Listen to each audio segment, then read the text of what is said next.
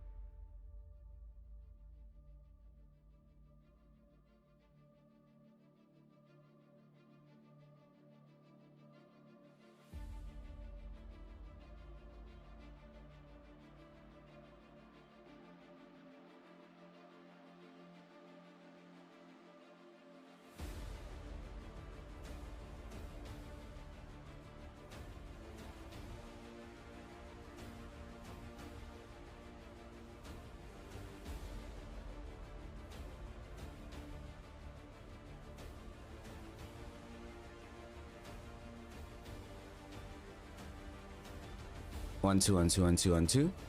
Okay, that's hella weird. Hella weird. Can you hear me now? Can you hear me now? Can you hear me now? Let me know if y'all can hear me. Let me know if y'all can hear me. So, can you hear me? Testing 1 2 1 2. Am I audible? Can you hear me? Hello?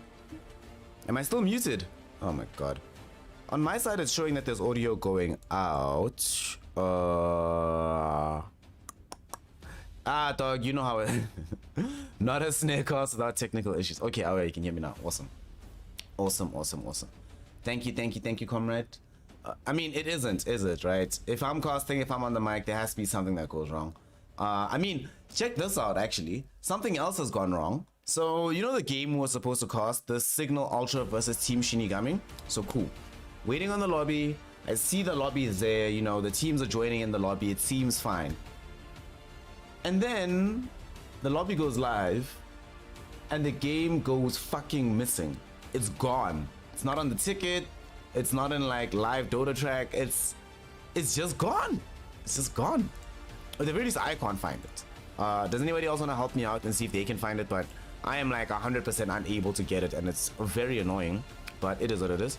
I think as well what I saw was that Abat, one of the players from the side of Signal Ultra, this is hilarious. Check this out, right? So this guy, Abat, while I'm looking, right, I'm losing my mind. I'm like, crap, what's happening? How is this possible? How can you have a situation where the game goes live, but you don't see anything? What's going on? Yada, yada, yada. And then you know what I see? You know what I see? I see Abat in a fucking pub. Are you kidding me, bro? Are you kidding me? So I'm not sure if that game's actually gonna happen, you know, because if Abat is playing a pub, a freaking pub, unlikely that he's gonna end up pulling through that side, huh? Yeah, man.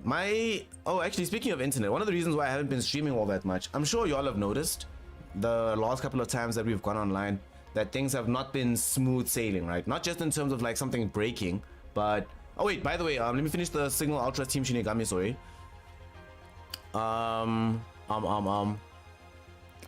Listen, I'm not 100. That's the thing, right? I'm not 100% sure now, right? Because now I'm also like, you know, because I know he got replaced by a Bing, I think. Was it a Bing? Who replaced him middle? I know he got replaced by somebody replaced him, right?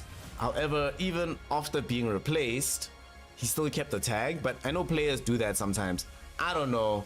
All I know, right? All I know is that the game doesn't seem to exist. It's just not there. It's very weird. It's very bizarre.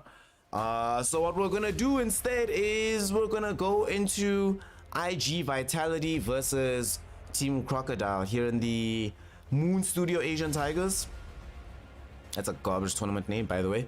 However, what I'll do to somewhat make it up to y'all, we'll do this game. We'll hopefully they come back actually for this Shenmo series. But if they don't, then we'll just continue to the next series, which is, have you anybody heard of this Moon Chasers team? Never heard of them in my entire life. But they're taking on Lil Gun, and Lil Gun is like a oh yes, please give us translation. Yes, that's what I'm thinking, right? According to Wikipedia, he's still on Signal, but the last few times I've seen Signal play, they've played without him, so I don't know. Who knows? So we're just gonna do some Chinese Dota. We're gonna hang out here. As you know, with Chinese Dots, the loading takes for fucking ever. So this is gonna take a while. We're gonna be out here just waiting for the game to get in. But yeah, so updates since it's been so long. A lot to talk about. A lot to talk about. The internet issue is going to be solved by me getting different internet. So the internet I'm using right now, I'm using 5G, but I'm going to be just getting fiber. It's going to be a little bit slower in terms of my own experience, but all I care about is consistency for y'all. If you could see the chart I have in front of me of the stream monitor, it looks atrocious. I don't want this to be a thing. Yeah, man, who knows? In C region, sometimes it's very difficult to keep track of all the different shuffles. But yeah, so what I actually did now, I also went and checked on the person who was supposed to be streaming in, I think, Chinese. I'm not 100% sure. It looks like a Chinese site. They don't seem to be in the game either, so guess it's just one of those days. Guess it's just one of those days where we're not gonna have the game that we planned. I mean, yeah. Is Snare even missing for a while if he comes back to the same game that he left? Nah. Gotta be some weird stuff that takes place. Alrighty, but we do have some dotes here. Got some dotes. I really want to join Moon Studio for like free money. So yeah, what we're gonna do, we're gonna move to China. Let me actually post the game here for y'all so you know what we're doing, and I might as well add myself to the stream feeds. And not to change the name, change all that shit. So why didn't I just do this to begin with? Why did I think to myself, oh no bro, don't worry, these low rank C teams will have your back today, bro, don't even stress about it. I'm just quickly changing the stream title. What? Crocodile took a game off of IG Vitality. That's interesting. That is very interesting. Alright, so let me just quickly change the stream title, and then we're gonna do some dotes. We're gonna do some dotes. I hope y'all don't mind that we're not casting that other series anymore. I mean, let's be serious. Let's be serious, right? How many of you woke up today being like, yes, need to see what Signal's doing today? You know, it's the only Dota in town, the only game in town, so I thought. We've got other Dota, so we don't have to worry ourselves. Moon Studio Asian League. Is this group stages or playoffs? I actually have no idea. Who cares? Who cares? Who cares? Oh, for the Russian one. That's pretty dope. What's the difference between the Russian one and the English one? Like, besides the language, is there any differences in terms of how, like, they conduct themselves? Or are they just all friendly across the board no matter what?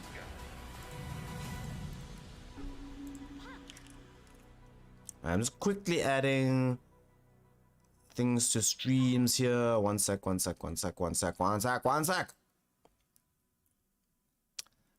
there we go.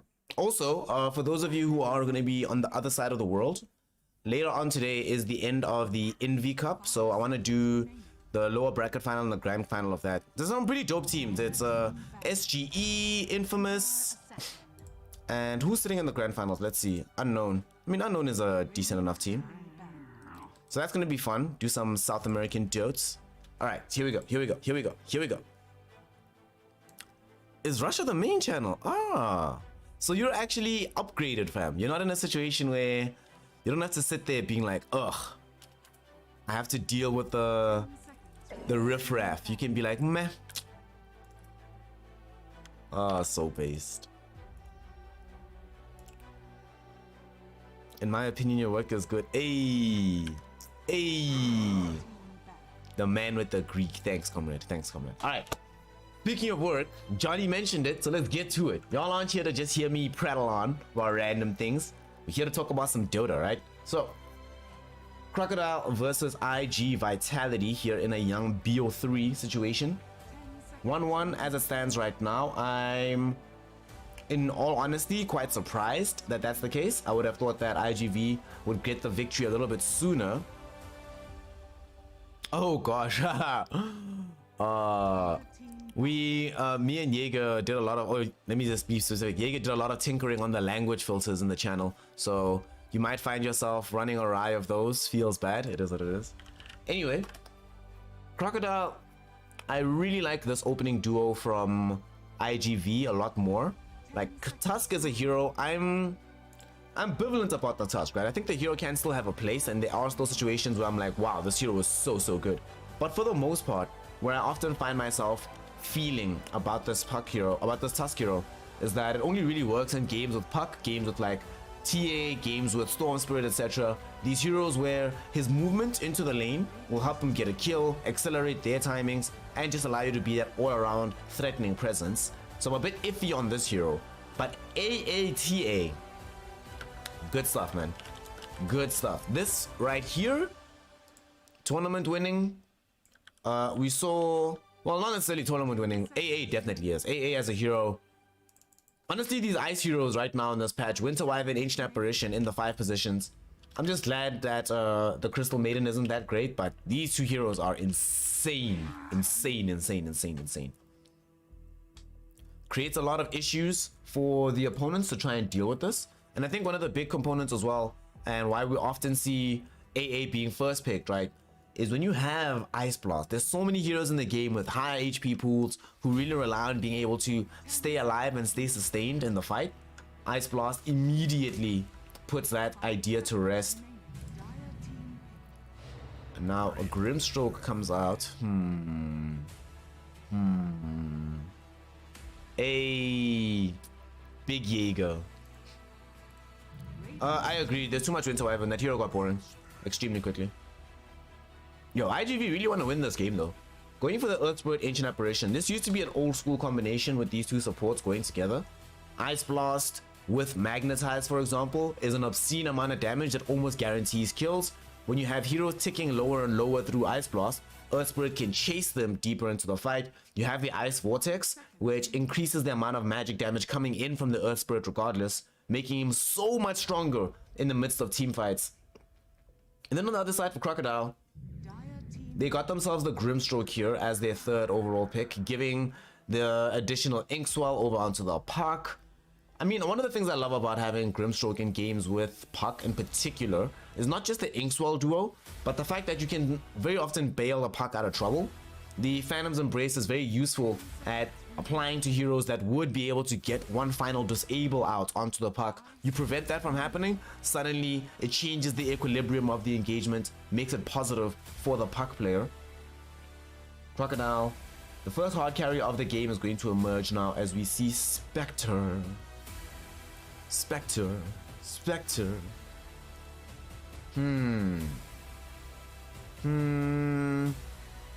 How do I feel about the Spectre? Oh, Jireen, you might recognize the mid player is Butterfly Effect. They don't have their real names now. For some reason, this is sometimes Dota TV bugs out like this, and you don't get like the official names in the loading screen itself. How would you pronounce that, Johnny? IGV. So we're going to speak about the Spectre for a second, right? So obviously you get yourself some late game insurance, but the crucial and critical thing about having Spectre in this game is to have a hero that can kill Ancient Apparition. Every single fight, if you do not kill Ancient Apparition and do not deal with Ancient Apparition, you're going to be struggling on the side of Crocodile. Now that you have the Spectre, between the Puck, easy ways of being able to reach to the backside of the fight, find the Ancient Apparition, reliably kill him before the fight even really gets going. And you have a hero who can itemize quite well to deal with the Templar Assassin and the Earth Spirit. Lifestealer is where it becomes a little bit more complicated though for the Spectre. Definitely one of the heroes I prefer seeing versus the Mercurial one. Have yourself a very strong early laning phase. You can fight toe to toe with the Spectre. Often Spectre doesn't want to haunt anywhere near to the fight where Lifestealer is going to be. And in this game, it's not the easiest game to haunt into either. You have to deal with the silence, which makes it difficult to escape. There's a potential stun with the rolling boulder that not only makes it difficult to escape after you've haunted in, but you can't really escape away with Spectral Dagger either if Earth Spirit has a bead on you, because it can just run you down, roll in, kick you back into the fight anyway.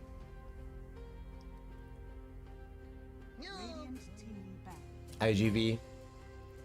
We'll take out the Timbersaw and the Slaughter now towards the end of the banning phase here, making sure that Crocodile do not have that strong laning phase for themselves. Who do I like here in the lane for Crocodile?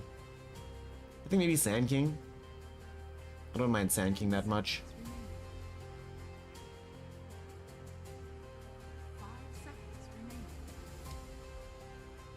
Yeah, what happened, G? Yeah, Butterfly Effect's still there. What happened? What happened? Apologia Palau. Okay. Is that how I pronounce it? Apologia Palau.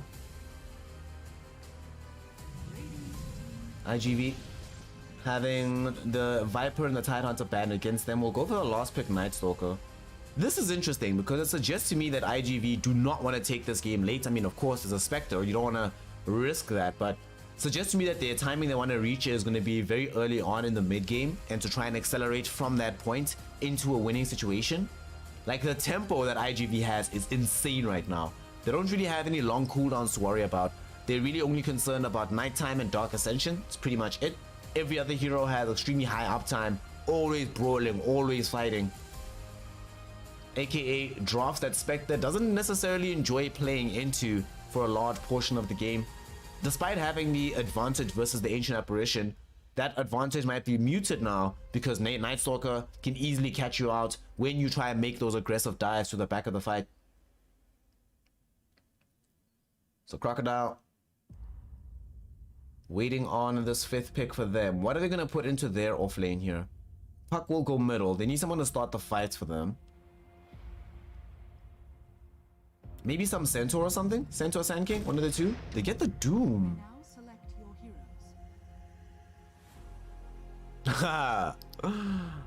Johnny, you're funny. You're funny. Oh, you're funny. Last pick Doom. Alright. I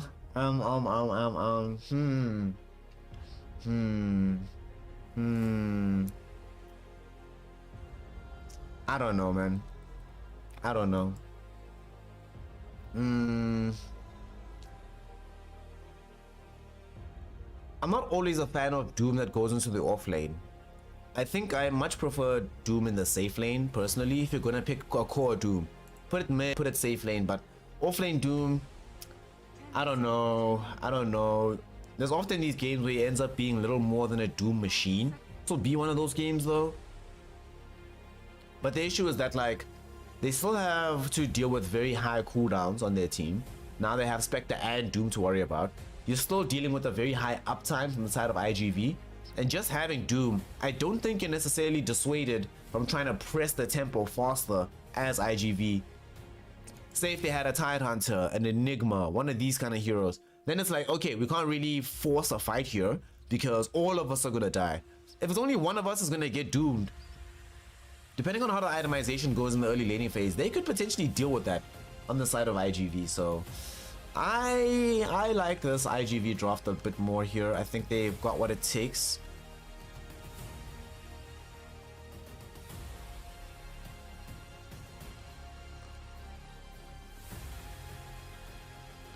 Oh, I can sort of see what you mean. It's sort of like how with African languages, a lot of the languages that we have here, like, there'll be some similarities between them, but the big thing about the similarities is the pronunciation. So like my surname, for example, right, there's a sound in it that a lot of people who don't speak an African language might find difficult to pronounce. But I get exactly what you mean about how the language can transpose onto each other in a nice, easy way. Oh yes, there's definitely... Listen, I actually feel that there should be days that you spend, right, trying as much as possible not to speak or think in English. Every now and then you must just take a time to be like, you know what, today's not an English day. Today we're chilling. And speaking of chilling, today we're getting into the game. Getting into the first Doto for quite some time. We have not been out here. Oh god, I forgot to run predictions. My bad. I mean, it was different teams, so... let us make some quick ones right quick. Just do it for like 2 minutes. Fortunately, they did me a favor and paused up. Thanks, yo. Did the right thing here. If they're gonna be paused, this might take a little bit longer. There we go.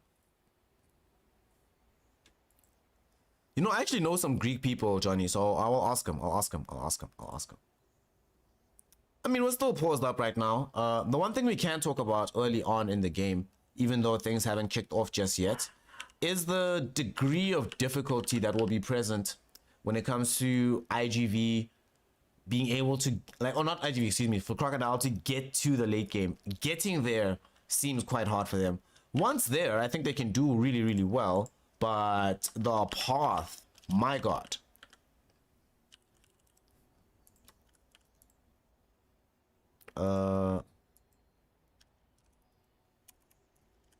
Alright, cool. Predictions are up. Bets are up. We're slowly but surely gonna rebuild things back to the way it's been. Ancient Greek. Ooh, that's lovely. One thing I do think about the way that this game is gonna pan out, right, is also that this Doombringer, he's gonna be the one that has to do a lot of heavy lifting. needs to decide who's getting doomed. Am I dooming Lifestealer? Am I doing TA? Am I doing the Night Stalker?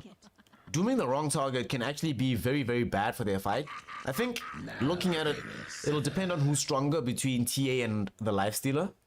Whoever's stronger should be the one that gets doomed at that point. You should probably just accept that you're gonna eat a Night Stalker silence once or twice. Puck should have to be on point to make sure that he can prevent that silence from happening though, as much as humanly possible.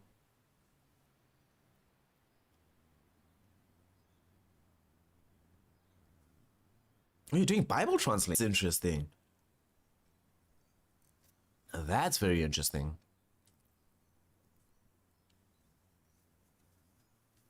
One thing also about IGV's draft is, man, their lanes are so strong, man. Got some very strong lanes. Or at least their cores will do very, very well in their lanes.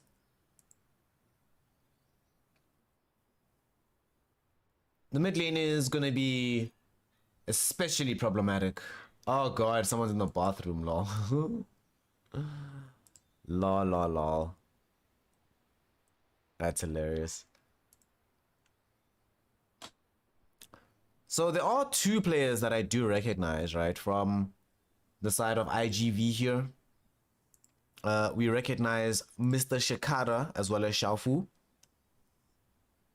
Xiaofu from his Keen Gaming days, and then S. Sakara. He played in like Eclipse. He played in that stack with Thingy for like a month. The Thingy stack. The Shadow stack on Eclipse. Do y'all remember whatever happened to that guy, to Shadow? The old TI winner. Is he still playing Dota? I hope so. But he might not be, unfortunately.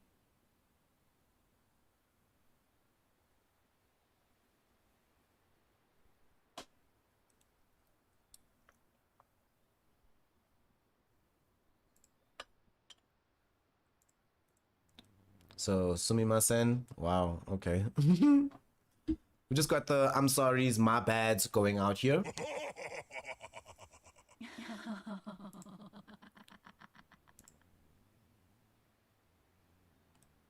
Do you have a favorite religion, Johnny?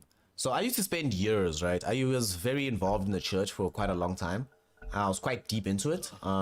It's actually funny, right? The degree of my integration into the church is possibly only matched by how hard I rebelled against it in my like new atheist phase, lol. But in the years since, I've developed a much keener understanding of religion, not just steeped in the, oh bro, they believe so they're bad, bro. Do you have a favorite religion right now, Jireen?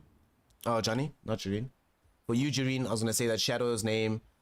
Yeah, man, I miss Shadow. I miss Shadow. I miss that Wings team. It was a glorious time. It was beautiful Dota that they played. We did have the unpause, but unfortunately we are paused yet again. Feels bad. But why, bro? Somebody else need the bathroom?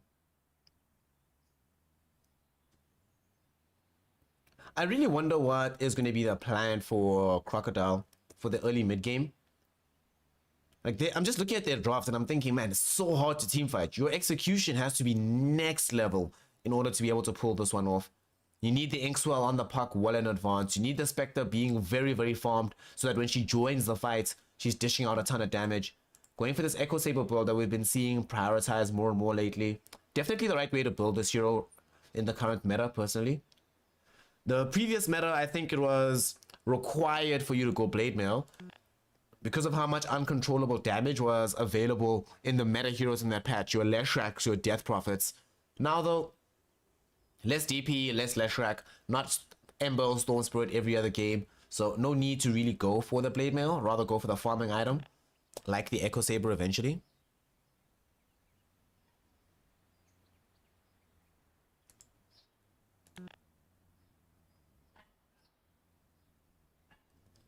Your father's pretty based then, Johnny. If he can brook the fact that you're not religious despite the fact that he is so based. So based.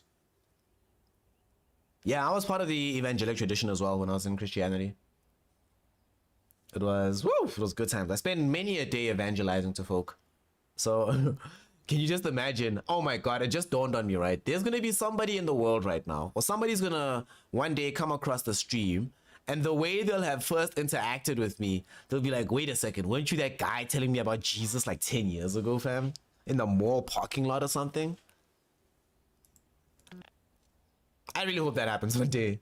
Speaking of actually the Bible, let me know what y'all think about this. So I was approached, right? There's some people who are producing an audio Bible, and they want me to apply for a role in said audio Bible. How do y'all feel about this? Personally, I'm a bit conflicted. I don't know. I feel like I spend a lot of time talking trash about religion. It wouldn't feel right, like profiting off of it. But I don't know. At the same time, they approached me, so what do y'all think? I mean, we're paused right now. Nothing's happening in Dota, unfortunately, at this point in time.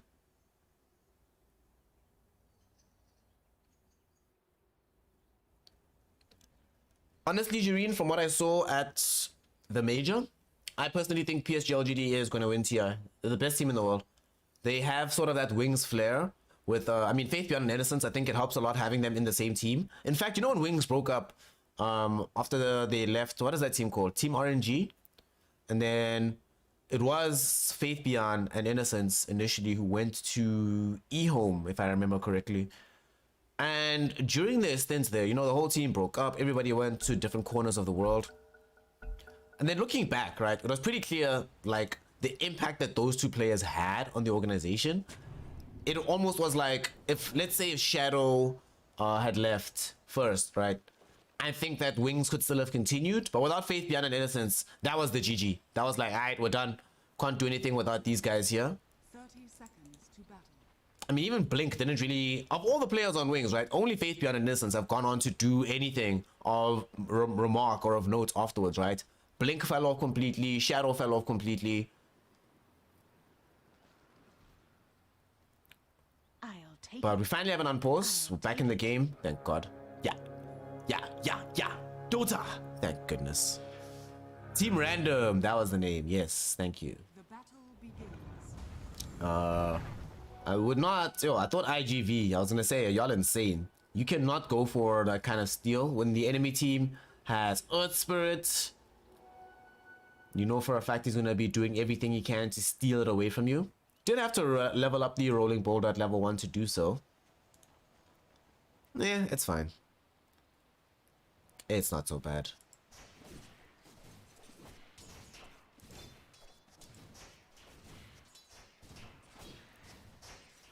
Yeah, Blink, I believe Blink retired, if I remember correctly. Blink retired, Ice sort of just went like quiet as well after a while. Like, I don't even know where he is at the moment. Like, I haven't heard about Ice in a minute. He was out here for a while, but he also sort of dropping off. But we're talking about this game. Butterfly Effect here in the mid lane. He is going to be playing against Sakata. This is, you know, it's been very interesting of late, right? So Butterfly Effect actually might get first blooded here. Did he level up the refraction? No, he did not. Went for the side blades at level 1. So this means that's going to be a pretty dominant wave for the Puck. Puck is still looking for a potential dive here, but ran out of resources. Now level 2 has been reached. So with the Mount Strike or the refraction charges, should be safety for Butterfly.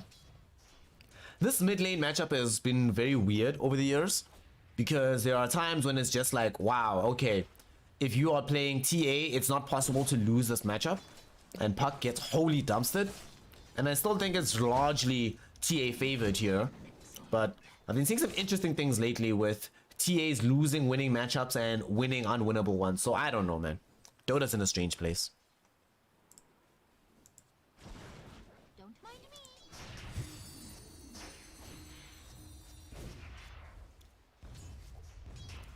Mid lane, definitely going to be the most important lane for the side of Crocodile. In the event that this game goes well for them, it's going to go well from this mid lane. It needs to be the Puck that's opening up space in the earlier portion of the game. I mean, look at the heroes that he's playing with. Playing with Spectre, playing with Doom. Spectre's only mobile upon using her ultimate, and Doom is not really a mobile hero in general. Which ultimately means that This puck, if the team is going to advance at all, it's going to have to be on the shoulders of Sakata to make that happen. Bottom lane. Nice rolling boulder onto the Spectre. Unfortunately though, Grimstroke there with the Ink Swell, and now with some additional right clicks, they turn the engagement. And Crocodile get the first blood here in the bottom lane by bringing down this Earth Spirit, claiming the kill onto the safe lane Spectre. That's a way to start the game. That makes you feel nice and good. Loss does not feel good dying in that situation, you know? Feels terrible.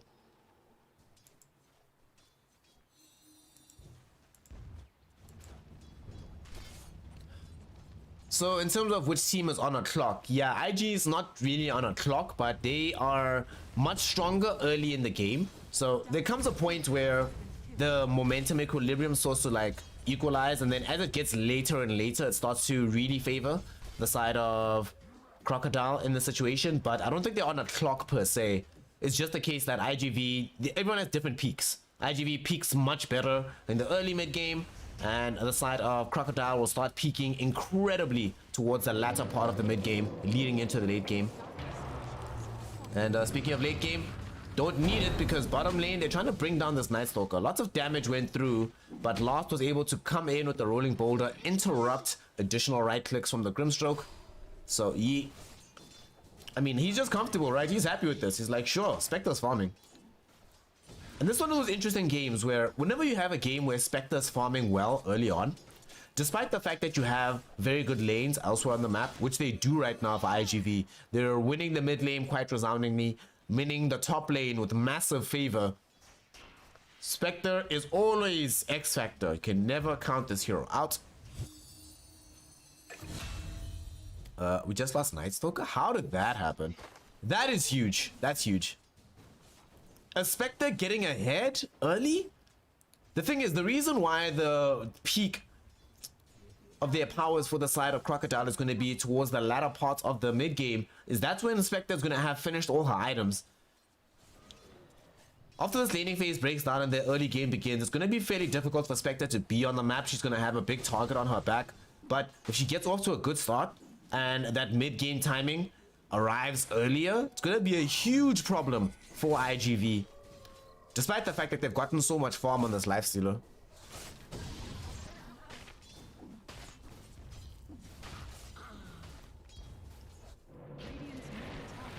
We see here TA, butterfly effect, okay. Butterfly effect, butterfly effect. They kill the TA, great rotation coming in from the rest of Crocodile.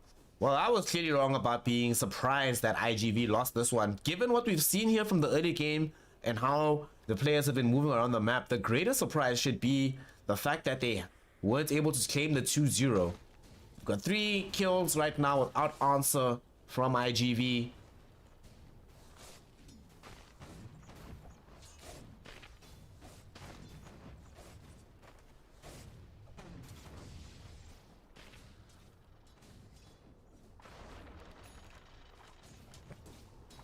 Certainly there can be problems that are bound here. For now though, I do think the big comfort, if you are a fan of IGV, on the bright side, right, we're still getting an absurd amount of farm on the core heroes in the game. TA is still going to be able to find her Dragon Lance early on. She's almost got the power trades finish. The big deal for me here though is the performance of this lifestealer in the top lane. Nice roll though. Back towards this Earth Spirit. It's not really going to threaten them that much. They killed Judy though. Will they be able to chase for more? Tuskar brought down. HRP. Unfortunately only has the 2 points Hunter into the Night and no points Crippling Fear, so cannot use the silence for further chasing ability there.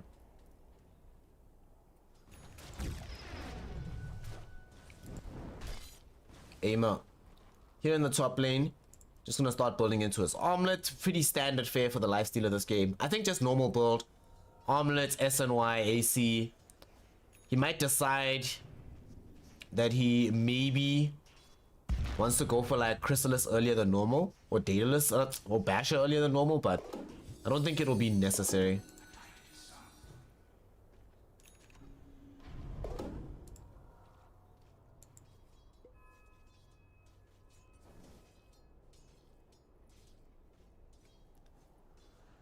I mean, Jireen, you should chat to Nepali and give us a taste of what it looks like, so we can be aware of when it comes up. Be prepared for it.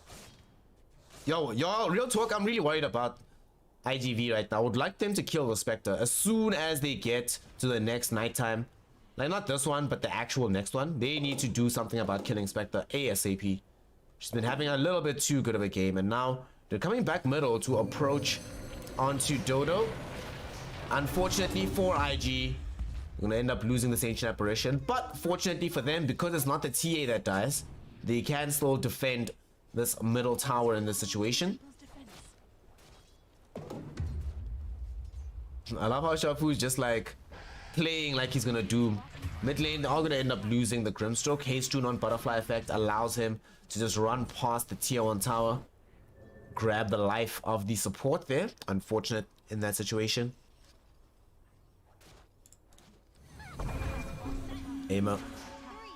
Sakata finds a nice Dream Coil here, and with the first haunt of the game, Lost is going to be the first big target of this maneuver. You are happy with what you just gotten. Now you need to try and make a push though.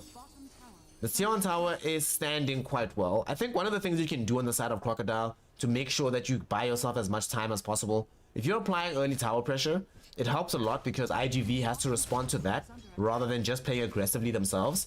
Unfortunately, if you look at the draft that Crocodile has, they pretty much have no tower hitters.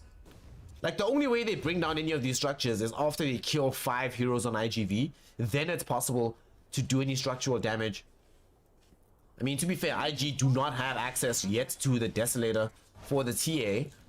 So taking down towers is fairly difficult as well. Top. Oh, they want to try find Lifestealer. Lifestealer Inkswell will be there. Got doomed up as well, so there is no possibility of an escape. Crocodile. This is what you like to see. Here in the laning phase, this should be IGV making these kind of moves with the Night Stalker, but instead, it is Crocodile. Xiaofu opens up the kill onto the Lifestealer. They get the Doom down, and now, with nobody in the lane, they should be able to claim the tier 1 tower. As mentioned, they don't have any hitters, so you can see this is taking a long ass time to do. Nonetheless, they will still do it eventually. Bring down the tier 1, opening up the map massively for them. And again, given that they were expecting to peak later than what IGV were, the fact that they're getting off to such a good start means that they will not be afraid of IG's power spike when they do get to the mid game.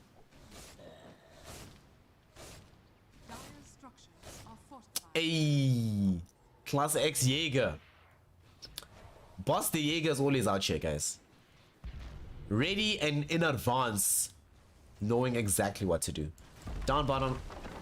Aimer is attempting to look towards bringing down this tier 1 tower. A rotation from the Night Stalker here with the smoke means that they want to try and find a kill onto Judy. I mean, this is going to be definitely a dead kill. Oh, he tried with the eye shots to buy himself a little bit of space. Unfortunately, it does not end up happening. Good kill. They get the tower. At the same time, though, a fight breaking out in the mid lane. They might end up losing the Templar Assassin. Butterfly Effect in a lot of danger. Butterfly Effect is going to try and melt out, but it will not help. Sakata shows up as well with the Waning Rift.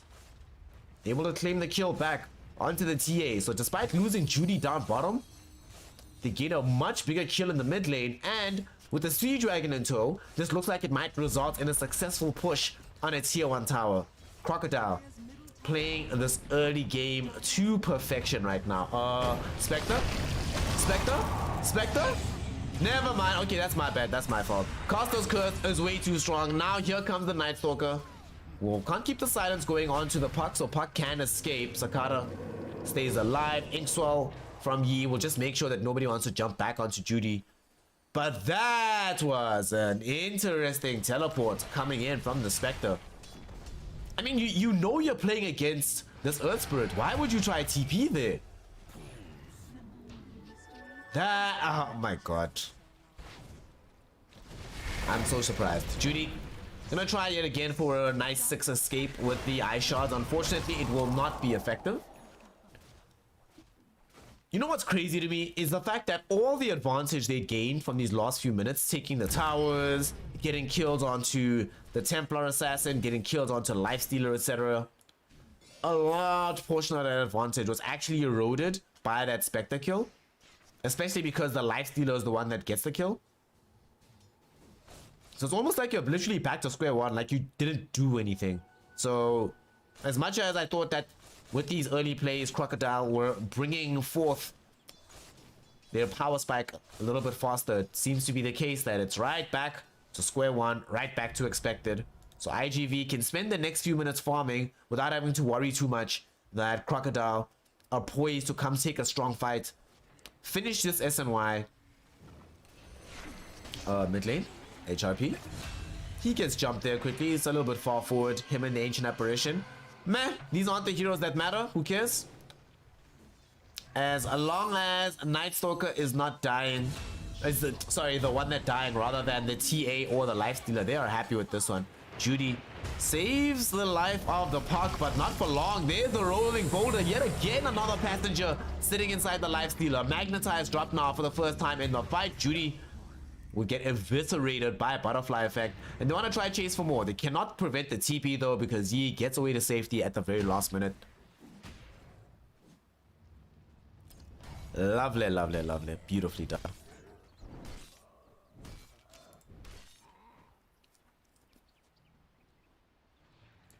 Yet again, IGV able to punch back very, very strongly. You lose Night Stalker, but you get the Puck. Puck, who, as discussed, this is the hero. This is their mid game. There's no Blink Dagger being built just yet by the... Oh, Doom already has Blink? Never mind. Take back what I just said. Him having Doom already means that they at least do have an additional source of initiation, but it's not hard lockdown. Getting the Blink Doom, good initiation, but if you don't get the Blink War Stomp, hard lockdown will be very hard to come by. Still, they're doing what they can to address the situation in the draft. Dodo will get Inkswelled, and they will be able to get a quick kill onto the Ancient Apparition. Did you know that I shatter ice with my fists for fun?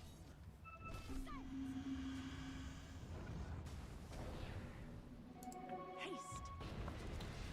Now the question is going to be, oh, they actually horns in to try find a fight here. They've already lost out on Judy's life. HRP jumping forward with the Night Stalker. Who is he going to try and look for the silence? He finds the kill onto Yi. Rolling boulder from Lost to look for Xiaofu, who's getting attacked right now by Aimer as well. Look at the damage. Butterfly effect. Dominating streak. And now Spectre all alone, all isolated.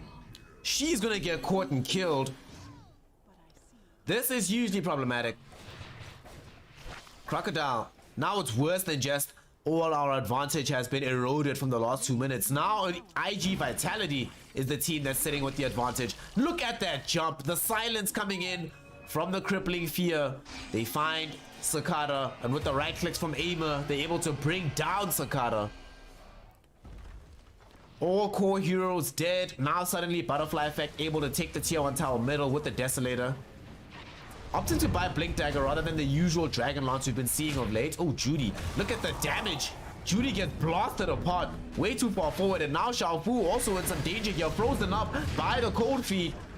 Will allow Butterfly Effect to get yet another kill in that situation. Hot damn. Hot damn. IG Vitality. Now the Roshan is certainly going to be theirs. They bound into the pit.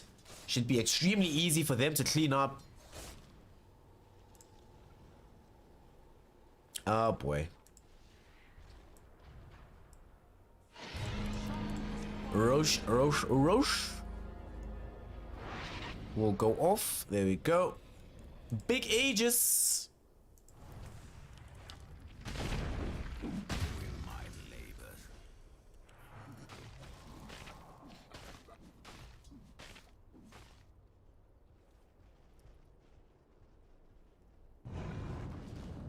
Lost.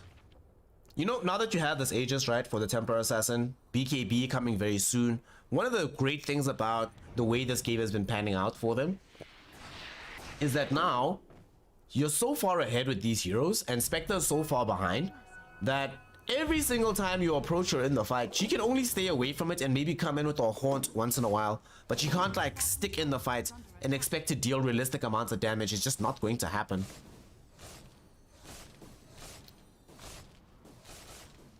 Dire's bottom tower is under attack.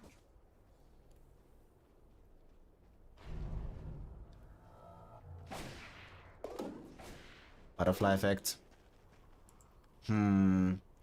BKB. What happens after BKB on the hero? I think you just get dataless straight. I don't think you need anything like interesting besides that. Nightstalker will be the one that builds Lincoln Sphere after he gets his BKB, and he'll apply the Lincolns onto you. So Radiant's bottom tower. I think that's the direction you should be going and thinking about right now if you are IG Vitality.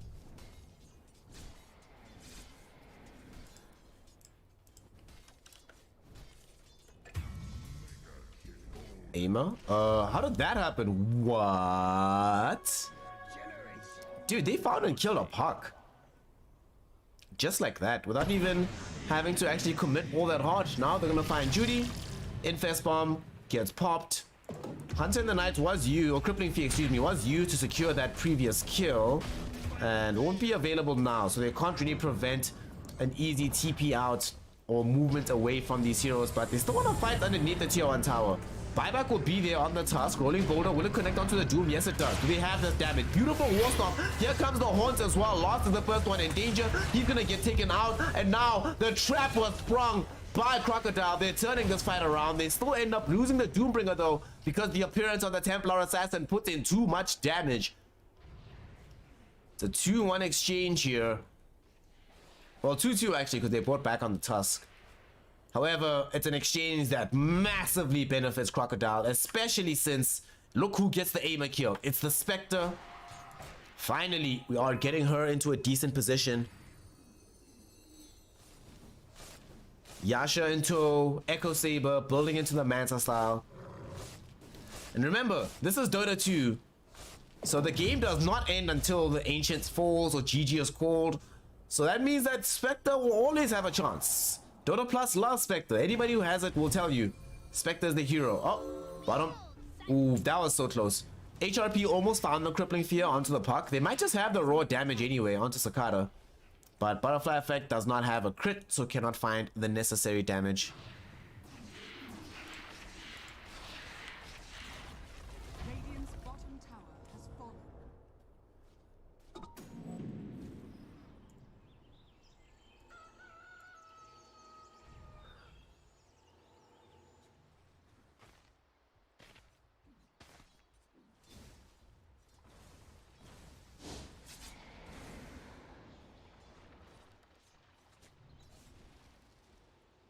The question you have now as the side of IGV is, do we decide to continue to press the tempo, or do we try finish one more round of items? I don't think there's one more round of items they need personally.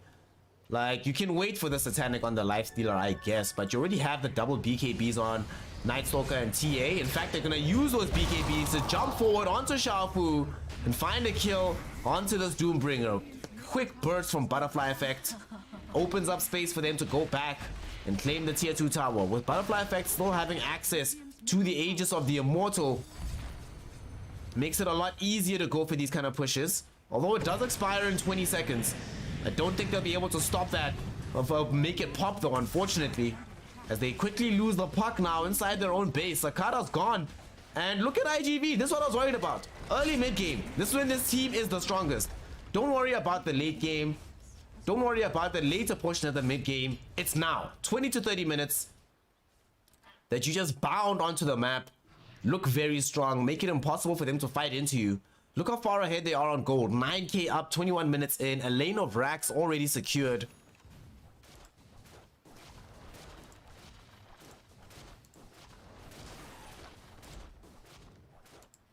Definitely feeling extremely comfortable and extremely good with how this game is playing out from IGV. And Nightstalker, did he just... Okay, that was weird. I thought he already had BKB. Was that me tripping? Or did he only just finish it now? I'm not sure. I felt like he already had it in that fight.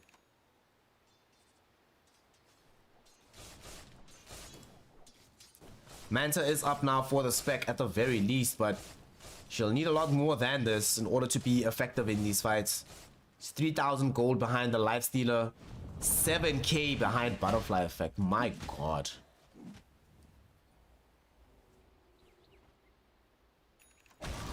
It is not too early for a Ghost Scepter Nullify account. There's only one, I believe, that's sitting right now on Yi.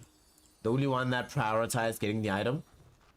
Dire's Nullifier will start to be being built up by this Night Stalker. TA can eventually buy Nullifier too, and indeed she's queuing that up. She's gonna go for Orchid into Nullifier. A lot more Orchid builds on this TA, and I do really like them. They're gonna try to find a fight here though, looking for the smoke play. Oh! Aimer! Quick fingers on the Rage, breaks the smoke, pops the Rage, and forces out the Spectre Haunt. So for the next 3 minutes, no fighting available from the side of Crocodile. So they need to get out of here. They need to get out of here soon. And they realize this as they're trying to flee. IGV coming in, looking for a fight. HRP, who's he gonna find with the initiation? Nobody just yet. Blinking forward, Ice Blast flies in. They don't need it though, because Butterfly Effect just has raw damage to burst down the Doombringer. In the meantime, HRP and Aimer able to bring down Sakata, but the big target is going to be the Spectre. Doom applied out onto the TA, so she's actually going to die here. And we'll see if Spectre ends up losing his life as well, or her life rather. And indeed she is. She does have buyback, but honestly this game is over. Let's be serious. Let's not play around. You see, the great thing about coming into a series when it's pretty much done and dusted, like in the 3rd game, is that I don't have to be impartial. Can just be like, well, y'all got stomped. But it's not too surprising what we're seeing here, right? We knew IGV would have the much stronger early game timing. We knew they'd have better lanes. We knew they'd be incentivized to fight and brawl early. We knew they wouldn't be dealing with problems of long cooldowns. So the fact that they can set up shop right now inside the Radiant jungle, take the outpost, play aggressively in this area, not too surprising given the nature of the picks in the order that we saw them.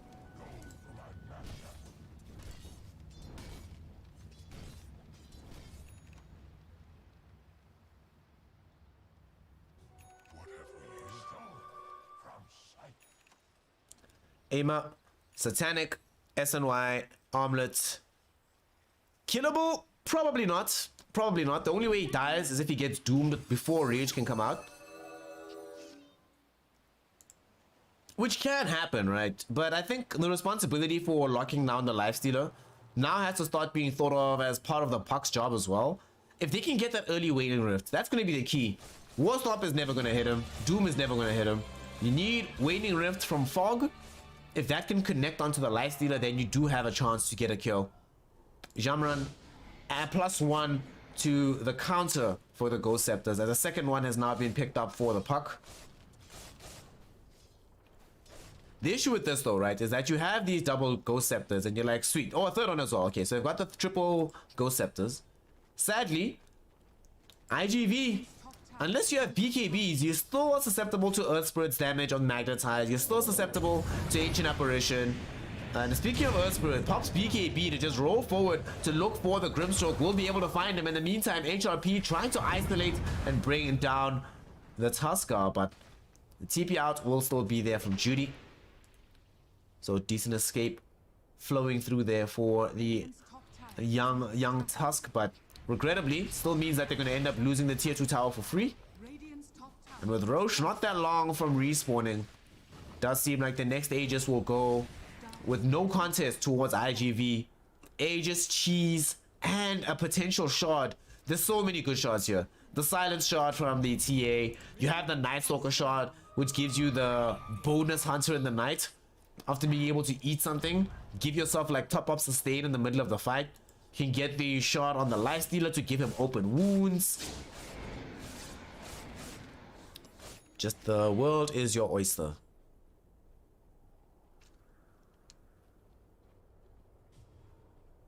And with Roche now being scouted, IG Vitality. Is this going to be the point where we come back and win and end the game? Halberd! A based Halberd, roll forward. Can they find a big kill here? Haunt will come out. Xiaofu though is going to be the primary target. Pops the BKB to attempt to survive the fight. Actually found the Horse Stomp onto the Lifestealer and doomed him as well. So that's going to allow Xiaofu to escape. Spectre in the meantime goes onto the other side of the fight and they find the kill onto the Ancient Apparition. However, Spectre is now isolated between two cores. Doombringer getting brought down on the other side of the engagement. And it is really looking like this might be all she wrote. A third hero goes down. Last does get himself a double kill. All these heroes have access to buyback. But having to buy back in this situation would just be way too painful. And indeed, they cannot brook that pain. They do not want to brook that pain. And instead, they will call a GG. Throwing in the towel, giving IG Vitality the victory, and getting themselves over. Well done, IGV. This is still group stages, and this is like what? The first game IGV's played. So it turns out not to be all that important, the results of the game in its entirety, but nonetheless, IG Vitality. They pull through, they come through. In retrospect, this draft from the side of Crocodile was... let's see, how many euphemisms can we come up with for over-ambitious, overconfident? Bit off more than you could chew. Higher execution than shown. Oh, actually ran out surprisingly quickly, all the euphemisms. Either way, they got dumpstered, man. It was pretty rough. It was pretty rough. So IG Vitality are smiling ear to ear now after that victory. The same way as I'm smiling ear to ear, because a shout out to you, young Halbert, the nesting one. Thanks, comrade. I really do appreciate it. Halbert out here. That game was not pretty. Not pretty. Not pretty. I think the big issue, right? If I'm the coach, if I'm Crocodile, right? And I'm like, all right, let's examine this game. Let's talk about it. What went wrong? The first place I think things started to look a bit iffy for me was the first pick, Tusk. I think you have to acknowledge and give credence to the fact that most teams in the world aren't playing the hero at all. It's sort of similar to Rubik, in my opinion, where I don't think either of them are good heroes. They're only good heroes if the game begs for the hero, or if you are just that good on the hero that you're like, all right, fine, I can play this at any given time and it's okay, it's acceptable. There's pretty much no downside for me. Then I can be like, all right, sure, whatever. But just going in, nah. That was never gonna work out. That was never gonna work out. Unfortunately, I just do think that the team is not as good as IGV, and they'll need a better draft. Not to say they can't beat IGV, right? But if you're not as good as the enemy team, you definitely need to be able to outdraft them if you're going to find success in a game. And regrettably, said success was not found. So a GG. GG. Unfortunately, it ends up being a case where it goes the way of IG Vitality. So now I just want to get our graphics and stuff ready for the next game. Wait, have they started loading it up already? Okay, oh wait, yeah, there we go. It's actually gonna start fairly soon. So the next game we have Moon Chasers going up against Lil Gun. I always like these kind of games, man. You know why I like these kind of games? I love to see it when you have two teams where one is on the come up, playing from a region which is not necessarily known for their Dota players, which is, you know, Mongolia. I don't know how many Mongolian Dota players. I think there's the first Mongolian Dota team, right, to ever exist. Like on the grand stage, you know what I mean? Not just like locally, but on the larger international stage. I always love seeing those kind of teams because it gives you sort of an idea of what might be possible going forward, like in the future.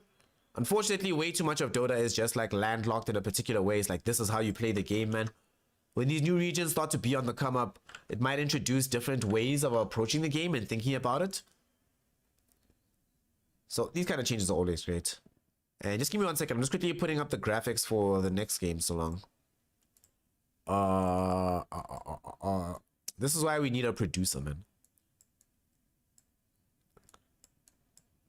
Got God Jaeger out here on the moderation, but we need a producer on the ones and twos in the background, yo.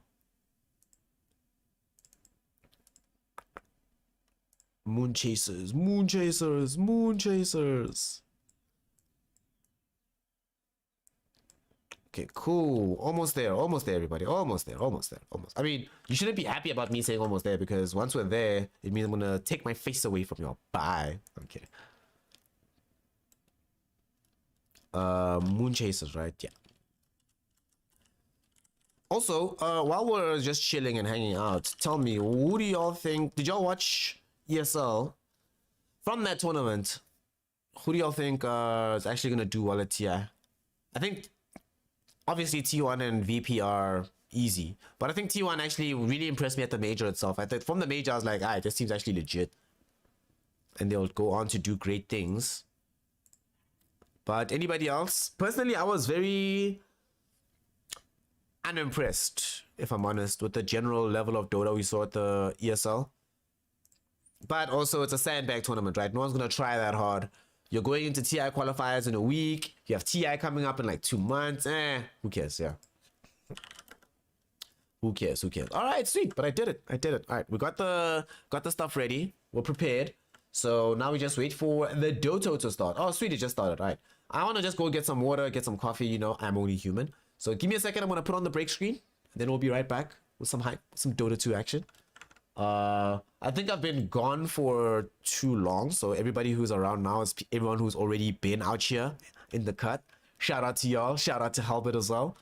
But yeah, so I'm not gonna shield today. Today we're just doing a welcome back stream, basically.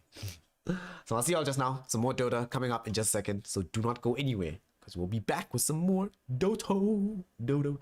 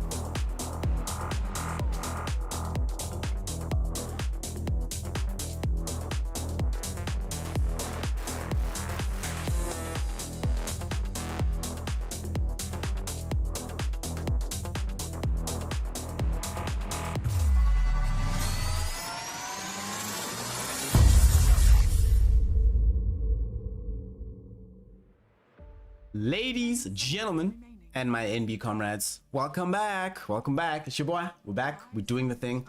Also, why do I feel like I'm eating the whole frame right now? Am I getting that big? Come on. I haven't gained that much weight. I've actually lost weight. I'm skinny as hell. Anyway, welcome back, y'all. It's your boy Snare. We're getting back into the grind, getting back into the hype, back into the hustle. So, TI qualifiers, as DK Truman mentioned in chat just now, are starting in a couple of days and will be continuing for the next while.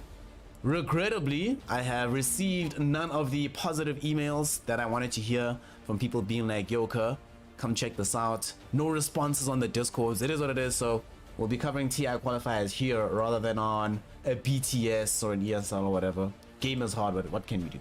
So in the run up to that, we'll cast as much as possible so we are nice and warmed up. And Lil Gun versus Moon Chasers, the third matchup here for the day in the group stages for the Moon Studio League. Just from these first two picks, I think Moon Chasers have a hard game to play. Nyx Legion Commander. So it was Nyx's first overall pick, and Nyx is one of the better heroes in the patch right now. The hero is incredible.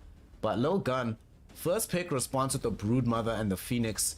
Now, one of the reasons Brood started falling off and not being prioritized in the first phase as much anymore, people got a lot better at dealing with the hero, not just in terms of the spiders, right? The spiders are a problem, but where a lot of the issues come in with the Brood Mother is the pressure she's applying to the laning phase and the pressure she can allow the fight to apply. Generally, the build that we're seeing from this hero, a lot of sustain. I mean, we saw it yesterday, right? Cuckoo played Brood Mother in the 5th and final game. Whew, what a game in that tournament. That shit was awesome, dude. I think the grand finals and the winner bracket final between T1 and VP are the only good games at the entire ESL. Brood featured heavily in that last game, so I don't think LC though is the best hero to necessarily deal with Brood Mother. You do, yes, have overwhelming odds, which is very good against the spiders, but the rest of the skill set doesn't necessarily help you against Brood all that much.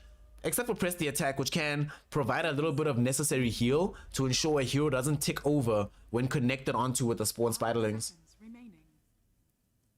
Lil Gun will also have to make sure that they keep abreast of major pressure, right? The tempo that can be set in this draft is insane for Moon Chasers. This Nyx LC, for example, could be leading into a Storm Spirit, Ember Spirit later. heroes that just have high tempo as well. There's still space for an Ancient Apparition, AA, Nyx, and LC. Are you kidding me? That sounds incredible. OG Alliance Game 2. Remind me, which one was that one, Jareen?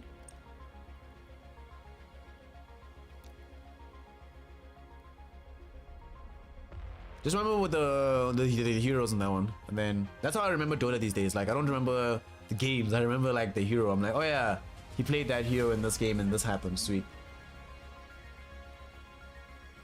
Moon Chasers, banning Enchantress, banning Oracle, making sure there's not going to be a doubling down or healing strat from the side of Lil Gun. It's kind of interesting that they didn't make the decision to like take out like Mars, for example, or Centaur, heroes that generally combo and pair well with the Phoenix. We've seen Phoenix of late not necessarily having the same obscene impact that he was able to a month or two ago. Of course, people figure out the meta, know how to play against the hero more effectively, and it seems to be garnering results for a lot of teams against Phoenix. So we'll see if Lil Gun here can reclaim some of the glory of the fiery bird. As they banned out Magnus, they took out Axe as well. I guess they don't want to allow Moon Chasers to have this extreme tempo. I think deny that, right? There's no mag for the mid or safe lane, no Axe for the mid or safe lane, no Ursa for the mid or safe lane. Well, mid lane, safe lane really for the Ursa. No one plays that hero mid anymore.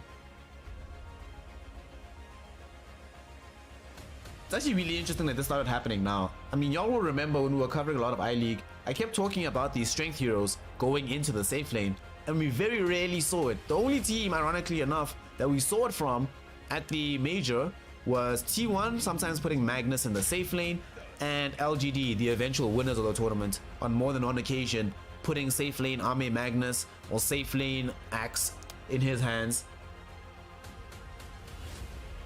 If it didn't happen at the major, it really it's kind of like how, you know, for how long we were talking trash about Luna being like, yo, this hero can work, man, this hero can work, this hero can work, and then I gave up on it, but I gave up too soon because Nigma actually figured out how to make it work, and how they played it was sort of like the idea I had in mind when I saw the heroes changes. Like, this is how it should go. Really think safe lane strength heroes is where it's at, yo. Really, yo, you don't believe me? You don't believe me? Believe your MMR. Go play some pubs. Play, you see these three heroes here that got banned. Play them in the safe lane every game, and we'll talk about your MMR a bit later. You'll have a good time. Moon Chasers, go for the Grimstroke classic combination with the Nyx Assassin and with LC.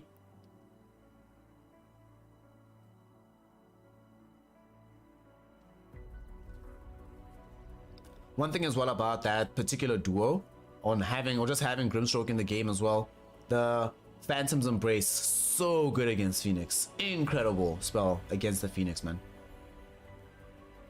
Can lock down the Sunray, prevent the Supernova from coming out, interrupt him mid-dive so that he just dives with the Arc and does nothing during it. And of course the classic Inkswell on Nyx, Inkswell on LC. Stroke of Fate. You now have two sources of damage against these spiderlings that spiders will really have a hard time dealing with. Stroke of Fate, overwhelming odds. Boom, spiders are gone. And Lil Gun, go for the Necro here. That's interesting. Oh, did the YouTube title not update? Oh snap, I didn't update them. I'm actually just bad, dude. My bad, let me update this right here. Magnus Lifestealer Doom. Oh yeah, the Sven game. That was actually pretty fun to watch. Yeah. The Sven game was actually pretty based, let me not lie. Let me quickly just change these stream titles. Thank God for y'all. Great community, y'all out here. Making sure that my mistakes get immediately addressed.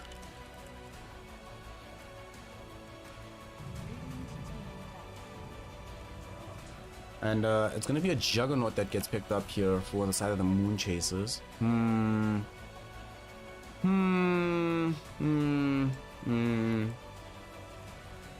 I understand why they wanted to pick the hero. You're playing into the Necrophos, you're playing into Broodmother, playing into Phoenix. You want a hero that can help you against the Phoenix Egg, a hero that can not get rolled over completely in the laning phase against Broodmother, and a hero that doesn't just instantly fold over and die playing against Necro. For example, you can't pick Spectre in this role because the Necro's on the other team now.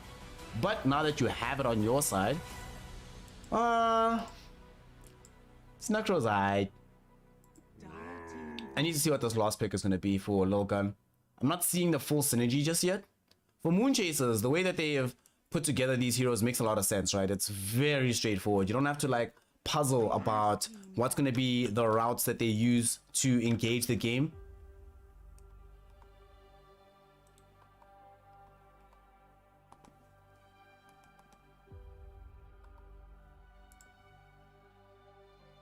Bad Rider banned by Logan. So Moon Chasers still need a mid hero, right? And Logan need to put someone in the safe lane.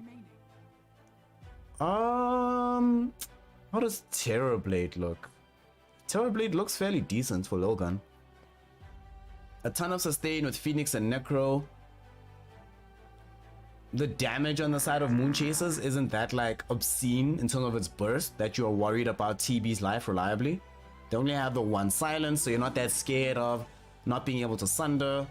They have some decent enough lockdown here, but the aforementioned sustain and the fact that they have the Tusker available to give them the save, I think can make quite a big difference. Lina is going to be the last pick here for Moon Chasers, putting this hero in the mid lane. Excellent against the Necrophos, another source of damage that can deal with the Spiderlings or Broodmother, and you now have additional sources of burst damage. Before their burst was a bit iffy, now you have Omni and Laguna. You prioritize a single target, that target will die every time, reliably. Also a source of illusion clear in the event that Lil Gun do want to go for like PL, Terrorblade, one of these style of heroes. Very stable draft that Moon Chasers have brought to the table here. It's very clear what they're trying to do. Decent lanes, strong scaling into the late game. I really like that Moon Chasers draft. Now let's see what Lil Gun can do. I'll be honest and say I didn't like the Nyx LC opener, but it's come together very nicely thereafter. And Lil Gun will go for the Tiny here, so it's gonna be safe lane Necro. Wait, it's not safe lane what? Safe lane Tiny. Marvel's playing the off lane Necro.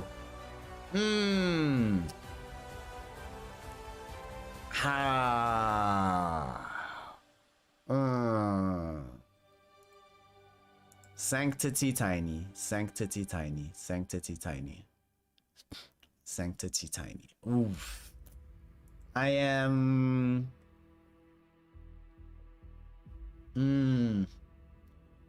I personally am not a fan of... I'm not a fan of core Tiny. Okay, I'm not a fan of Tiny, first and foremost, right? There's like 3 teams in the world where if I see them pick Tiny, I can live with it. If they pick it for gosh, wow, the name just escaped me. Team Spirit, yes. If Team Spirit picks Tiny for Miroslav, cool, I can allow it. If TNC pick Tiny for Armel, cool, I can allow it. If T1 decides to pick Tiny for Carl, cool, I can allow it. In almost every other instance I've seen this hero being picked up, being ran, feel... it just doesn't feel like it fits the current meta right now. I think it's not a mistake, the fact that a lot of the heroes we're seeing have a lot of success right now are your TAs from the mid lane. Hell, even heroes like Wind Ranger, that style of damage. The mid style of all I can do is buy some items, jump in, burst you, doesn't work anymore, and that was like Tiny's most successful style. I don't know what the playstyle is going to be now though for this year Tiny, given that you are playing in the safe lane. I legit don't know, but I'm interested to find out. Let us learn together here from Lil Gun as we get into game 1. It is still the laning phases and it's still the group stages, so there is not going to be any long-lasting repercussions for losing this match. I mean, especially considering that for Lil Gun this is only their 3rd matchup right now, and for Moon Chasers only their 2nd, so still a lot of tournaments to still play out and decide exactly how you want things to go.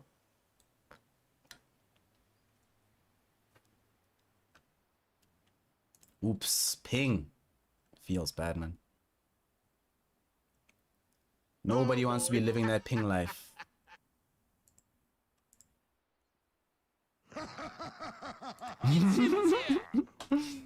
Yeah, they might whip out the pudge. Ah, lol. That would be hilarious. One thing for me as well, though, is that this mid Broodmother, it's going to be interesting. I haven't really seen this hero being played mid all that much since the changes. And I especially haven't seen it being played mid into a Lina. Would imagine that this would be a lane that would favor Lina quite heavily, especially considering that you don't get the spiders until much later. But they're actually not going to play this middle. X123 is down in the bottom lane. So wants no part of this. Instead, it looks like they might actually put Marvel mid. It was playing the mid lane. It might be Sanctity because they gave him the Observer Ward to plant out right now. And Marvel has a hatchet as well, so that looks like a safe lane build. What is happening? Let's see what they decide to do from Lilgun. Not that much purpose in speculating as to what they want to attempt to do on the side of the Moon Chasers. Very, very clear what those drops is meant to accomplish. Very, very clear how the lanes are going to look. It's all going to be about whether or not Lilgun can throw the appropriate curveballs. And yeah, web's already laid out, so X123 is most certainly playing in the off lane on the hero. 30 seconds to battle. We see Team Liquid doing this sometimes. I honestly wish more teams would do this. Disregard the lanes and just be like, whatever lane looks good. We don't have to go top, middle, bottom. We can just decide how we think it'll match up against the opponent.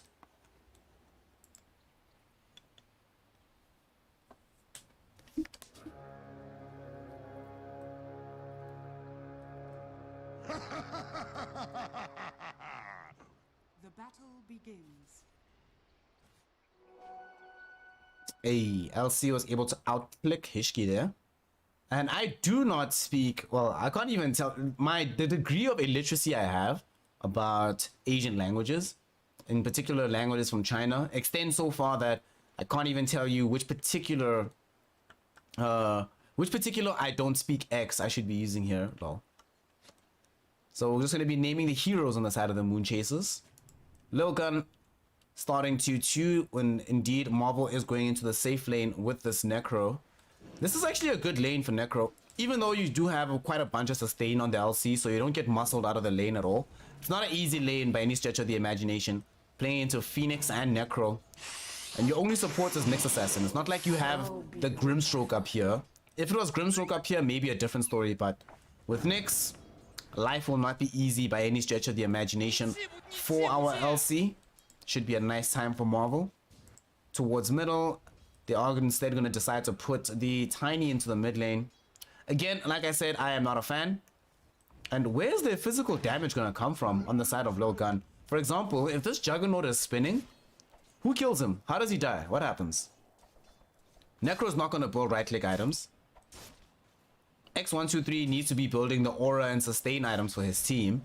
And Tiny ostensibly should get like Blink Dagger, I imagine, right? Because his team is fairly immobile. If he doesn't get Blink Dagger, how do they move around the map and make plays? So that disallows him for going for like early Echo Saber into Daedalus. On the bright side though, for Sanctity, this laning phase does not go badly for him at all. It's lane versus Lina. Unlike the lane, say, for the Necro or the young Broodmother, it's a decent enough lane for Tiny. Should be fine.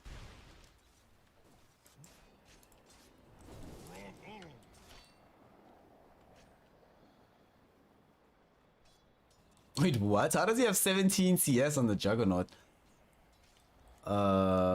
Seems they only clear out, Dire's courier like, has been killed.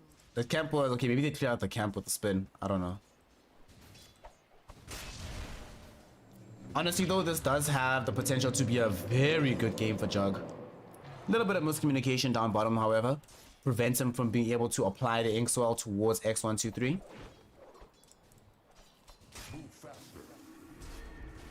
And spin will come out now. Hush. A little bit of danger was being slowed out by the tag team, and with the turnaround from the Stroke of Fate, X123 is in danger. Fairy Fire keeps him alive for now, and there was no Blade Dance crit, unfortunately, to come in for the Juggernaut. So this Brood does end up living. The Spider will survive. Will not find herself getting brought down in that situation.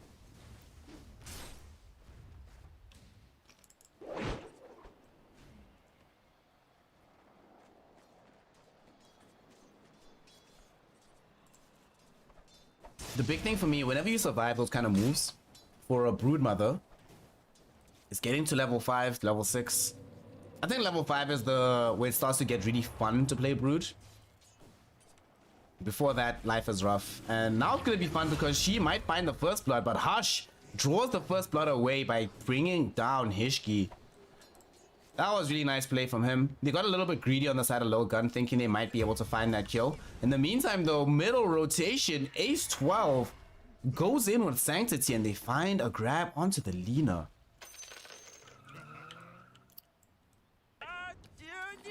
Icarus dive, a Fire Spirit lands out. That is huge.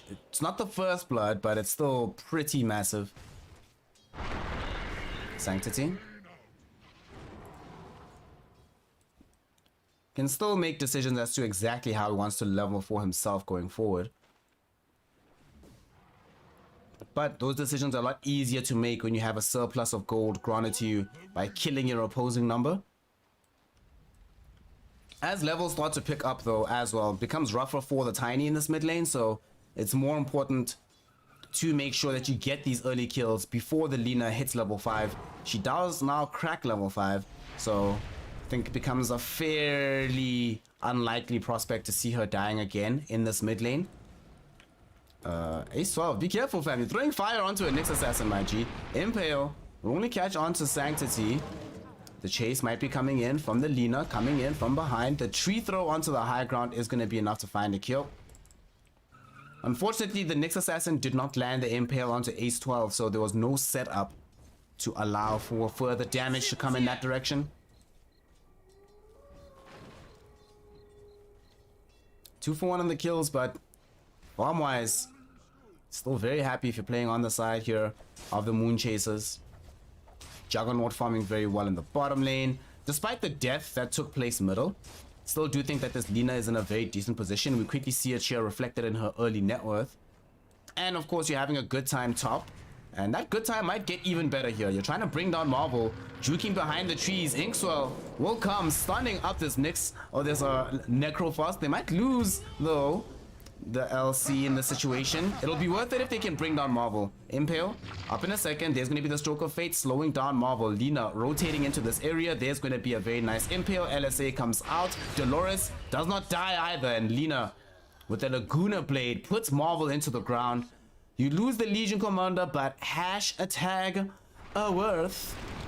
Oh wait, this is not worth. If Sanctity is able to get this kill, this will be terrible. Snowball, when did Hishki get here? Showing up out of nowhere, snowballing into the fight, and they're able to get the kill onto this Lina.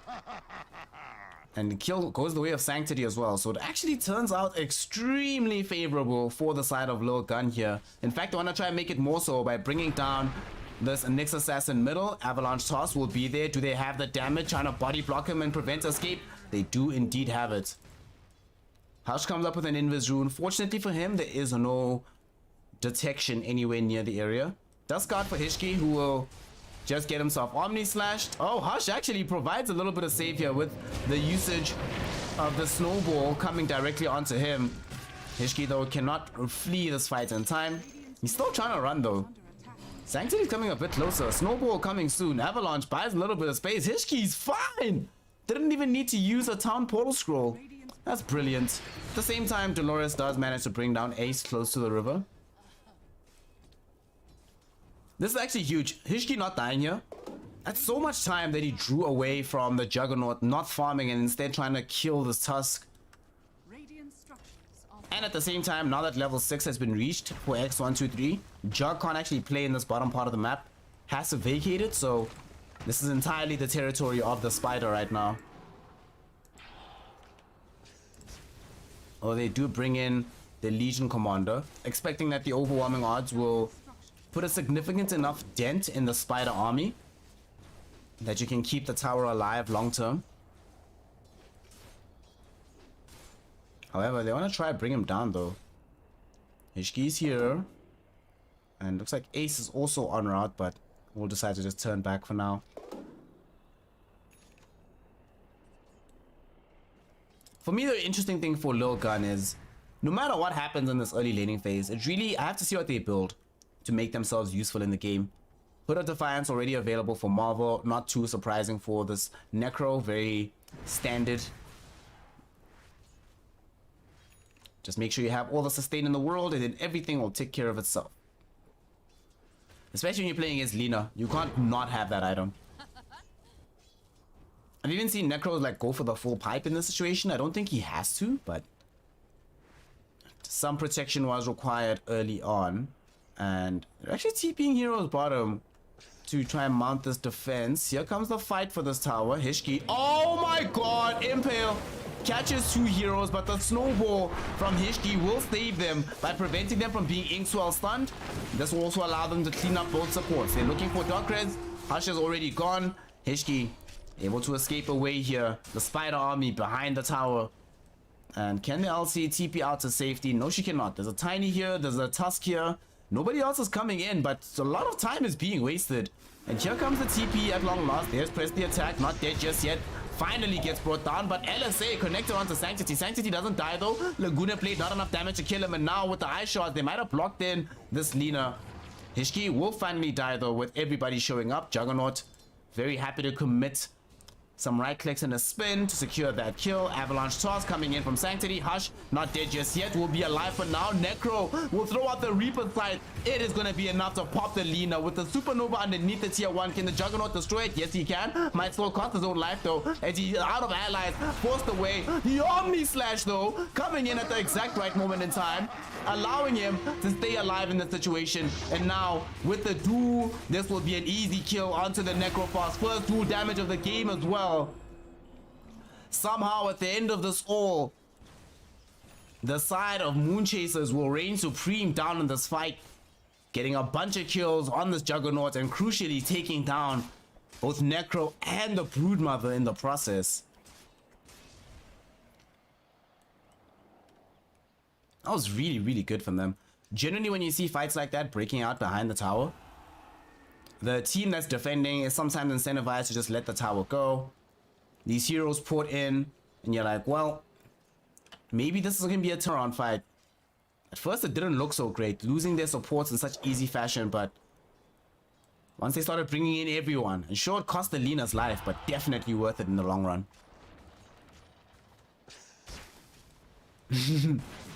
He redeemed a thing to be at minus 600. That's so base, dude. Darkrest has vision of Hishki. Do they get a potential dual kill here? They're looking for it. They got it. Dual kill. Here we go. There we go. Got it. Big place. Big place. Very nicely done by the side of the Moonchasers. Such patience from Darkrest there.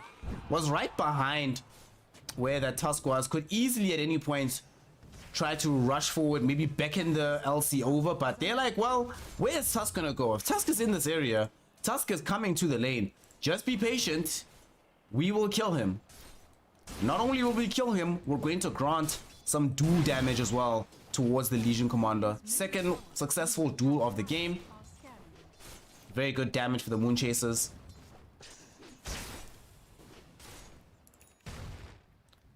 Also, it does seem to be the case that Sanctity, I mean, we knew he was gonna get this build, right? But this is always the issue with Tiny. You have to get Blink Dagger, then you have to get Echo Saber, then you have to get BKB, then you have these 3 items, and then you go in for your combo and people don't die.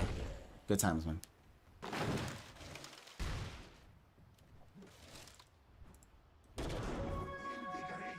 Darkrest will just steal away this region and we'll find a free bounty on the high ground. That's nice. Jireen, what late game? What late game? There is no late game for Lil Gun. Lil Gun cannot play past like 35 minutes. This lineup peaks very, very strongly. Beyond that, I don't know, man. That's why they need to be the ones that are playing with extreme and aggressive tempo right now. That move that they went for the bottom lane with, it wasn't just about, hey, we're looking strong in this bottom lane, let's get a tower. Look at the map, right? Top lane, when they try to apply pressure with Marvel is not a tower pressure hero with the Necrophos, right? And you can't really do that. He tried earlier, almost lost his life for free in the process. So they're like, okay, that's a hard place to be pushing aggressively into. We can't go middle either because there's this Lina here, D pushing everything. Bottom lane, This is the one place we can maybe get a tower. And we need a tower because we need to open up our early game. Top tower is under attack. Otherwise, where do we go for late? Unless Sanctity goes like Echo Saber, AC, Moonshot, Daedalus as their main source of damage. Feels really rough. Now here comes the smoke in from the Moon Chasers. They have a Yule Scepter they want to reveal from this Lina. Hishki gonna be their main target here. Are they gonna connect onto him with the LSA? Indeed they do. Phantom's Embrace also there to prevent a snowball. Easy connection for the Moon Chasers. And this will lead them to him getting the tier 1 tower. And they finally allow the tier 1 tower bottom to drop, but this time around they'll happily make the swap because they're getting the opposite in exchange for this.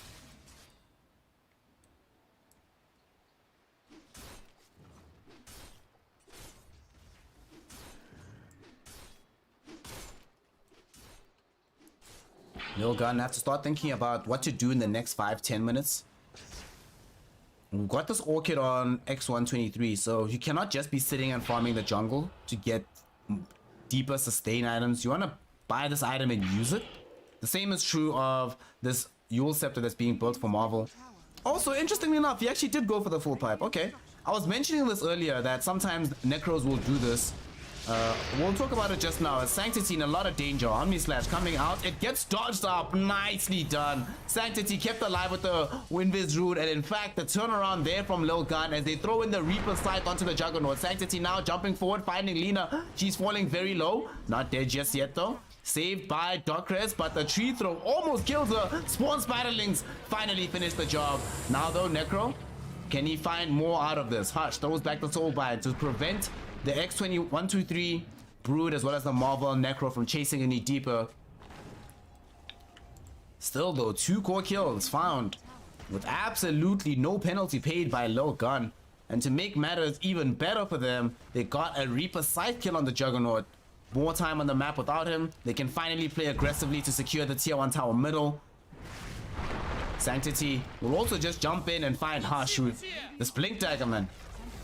It's what they need to do. It's exactly what they need to do. The moment you get Blink, you are everywhere. Do not give them a moment to breathe on the side of Moon Chasers. And we see already moving top. Sanctity. They have the Sentry Ward here, so they see Darkness. Avalanche Toss will come out. Doesn't actually kill him. And instead, Blink Dagger from the Legion Commander gets revealed instead. Blink Duel. 4th victory of the game.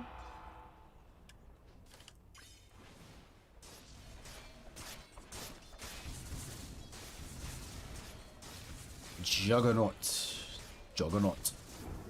This is dangerous. X123. Is he gonna die here? Inksoul doesn't connect onto him, and they do not want to chase any deeper. I mean, it is a Broodmother. Would be pretty big mistake to chase her cavalierly, not expecting any kind of counter from the side of Lil Gun. Speaking of counter, I'm trying to hunt down this Legion Commander in the bottom lane. We've got Reaper Scythe up in 2 seconds. Do they pop it for this?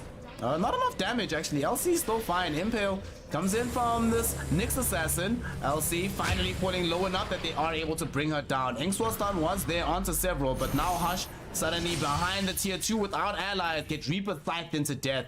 Darkness got tossed back by Sanctity, but fortunately for him, did still have the Vendetta to be able to walk away. Radiant's bottom tower is under attack. Radiant's bottom tower has fallen. Unfortunately for them, very regrettably for them, Sanctity, can you get this one? One more hit? Oh, out of reach! Oh my god, are you kidding me? Alright, Darkness is just making sure to annoy Sanctity as much as possible. X123 finds the Lina, pops in this young Orchid Malevolence, but with Yules and an LSA, there should be an easy time for the Lina to get away from. And she's gonna build BKB into that MKB for later.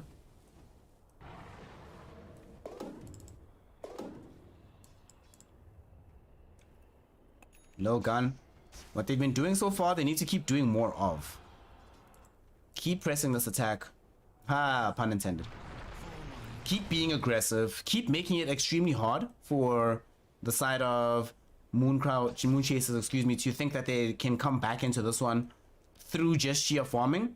Force them into off-kilter situations. If it's just a farm fest, the team that has Juggernaut Lina is happy with the farm fest.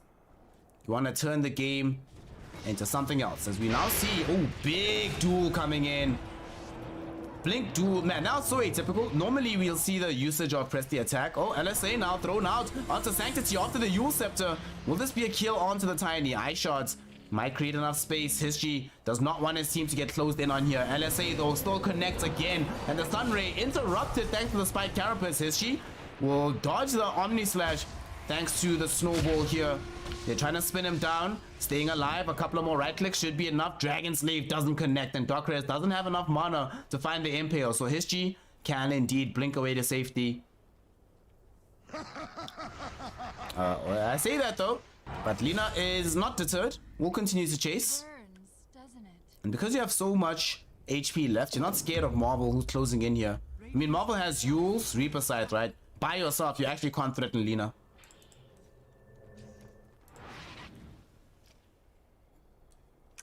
That's gonna start becoming a problem. The fact that by himself, Marvel's gonna really struggle to make his mark on the game. The frustrating thing about playing this Necrofrost in the safe lane is that whenever you have to buy items like the Pipe of Insight, like the Yule Scepter, if you can't just, I don't know, like rush Radiance, rush Ags or whatever, just feels so slow. I feel like you don't do anything. You feel like an offlaner, honestly. You don't feel like a safe lane hero.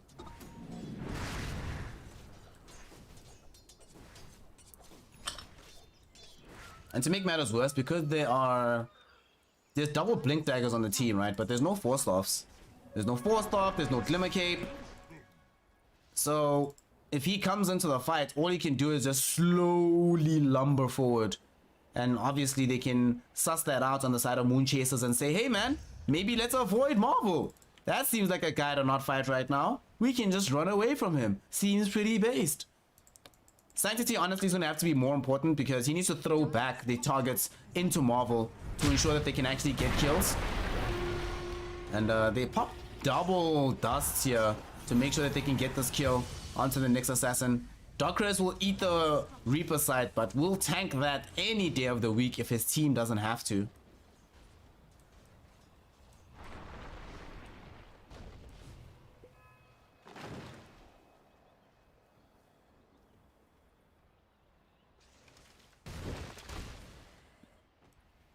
Right now, really does feel like Lil Gun, Dire's middle tower. despite playing this aggressively and despite where they are on the map, starting to feel like they need to really think about what do we do in the next 5 minutes to put ourselves so far ahead that they can't do anything on the side of Moon Chasers.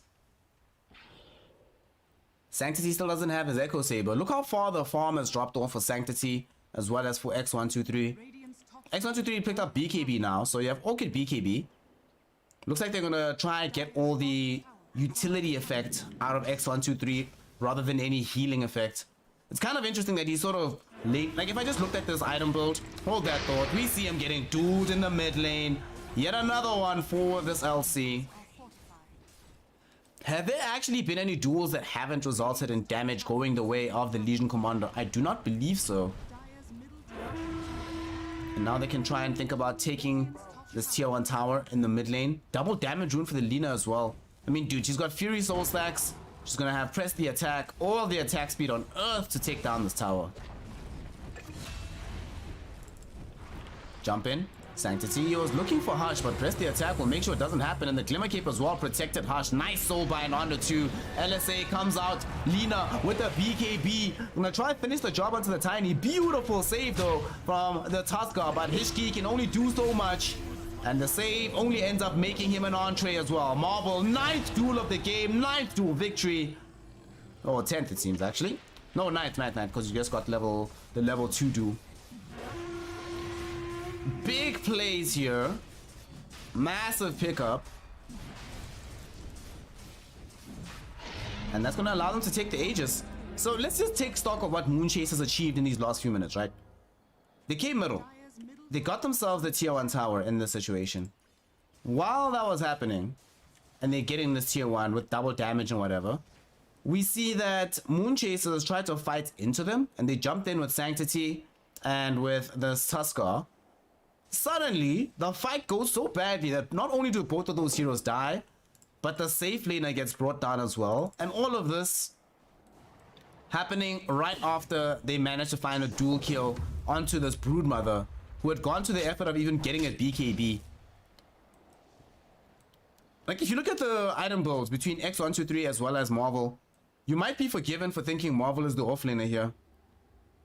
Dude, 24 minutes into the game, you've got Sanj, Pipe of Insight, and the Yule Scepter. That's not the greatest thing in the world for the Necrophos at this stage of the game.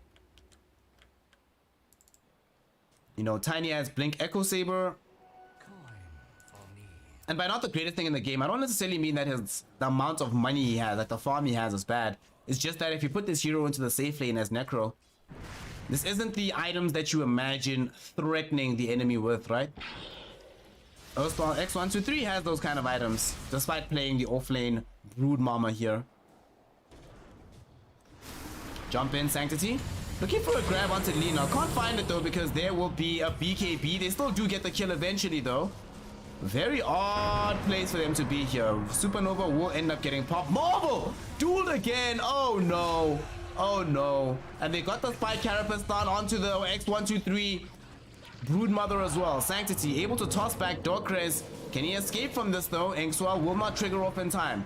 They jump in on the back. Hi, Hisgi. Can he escape from this fight? Snowball keeps him alive a little bit longer. Tries to move forward to bring down Hush. Ice shots.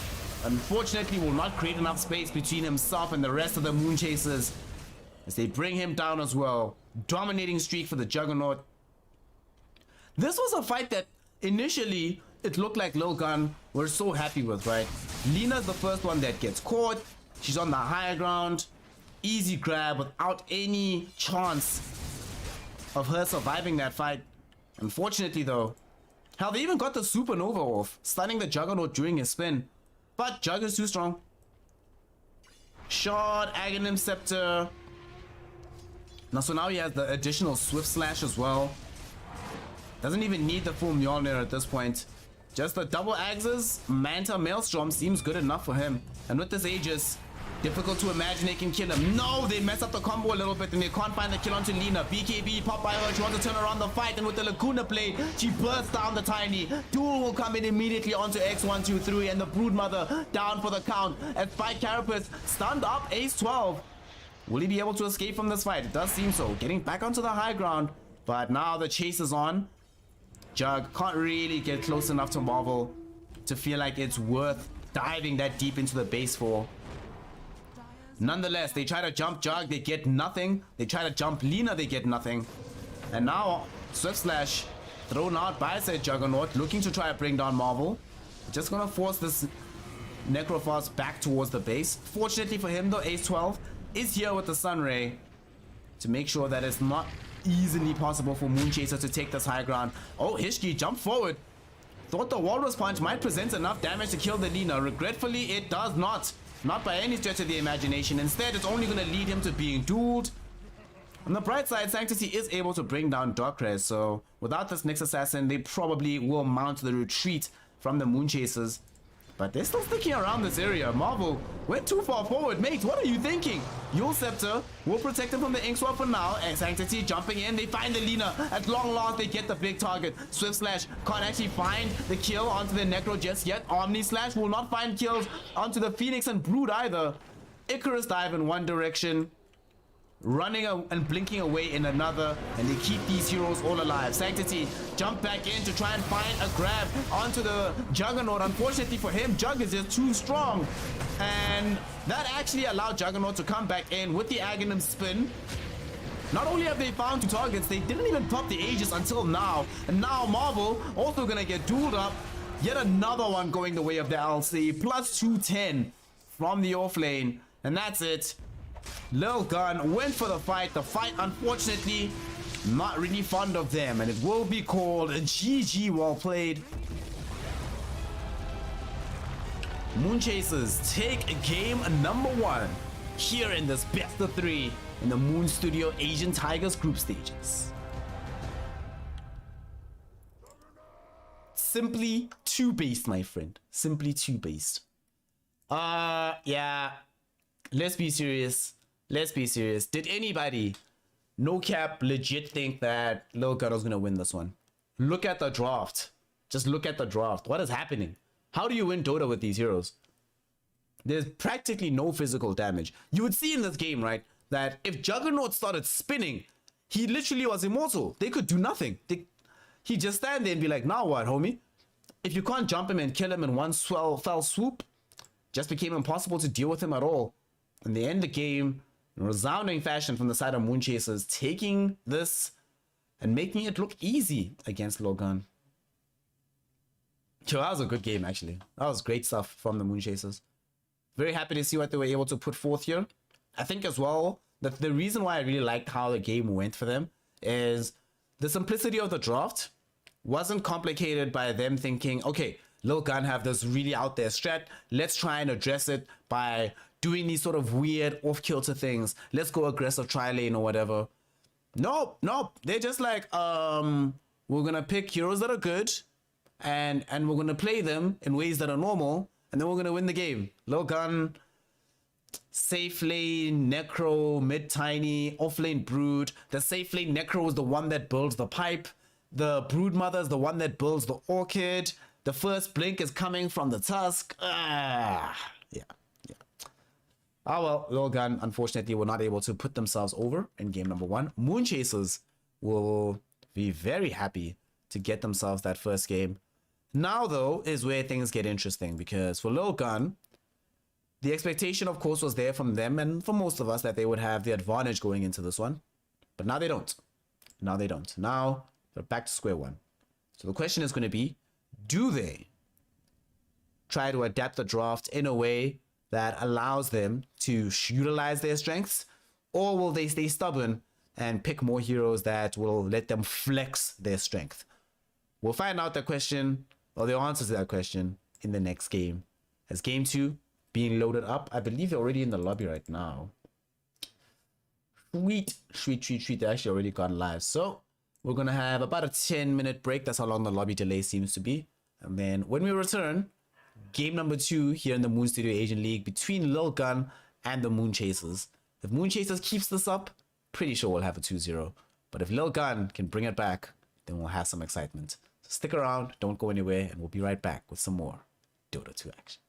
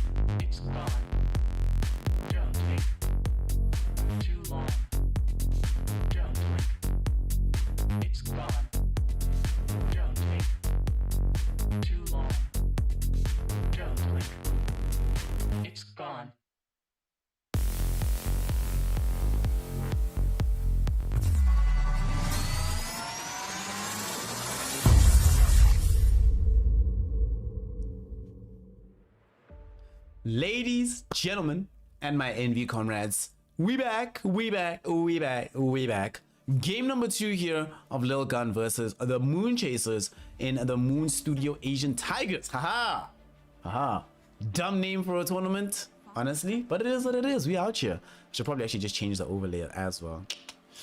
Yeah, I'll do it. Anyway, game 1 went the way of the Moon Chasers. Many people might say this was a surprising result. Indeed, I was surprised to see said result. But when I saw the drafts, not surprising at all. Given the drafts that were taking place, it would have been almost impossible, in my opinion, for the Lil Gun side to win out that game. So we need to get better from them in draft number 2 if they want to keep themselves competitive in this particular tie. As it stands right now, Moon Chasers, they had the second pick, Lil Gun at first pick. AA Nix banned by Lil Gun. We saw Wyvern TA taken out by Moon Chasers. And then Lil Gun opened up with Phoenix Brood. So despite losing the game, they don't feel it was the fault of these two heroes and they reprised them. Honestly, I'm inclined to agree. I think the mistake was the Necro and the Tiny. That's where the issues were. I think you can still play the Broodmother in a very similar way as what you played it in game number 1. On the other side though, Moon Chasers. Woo!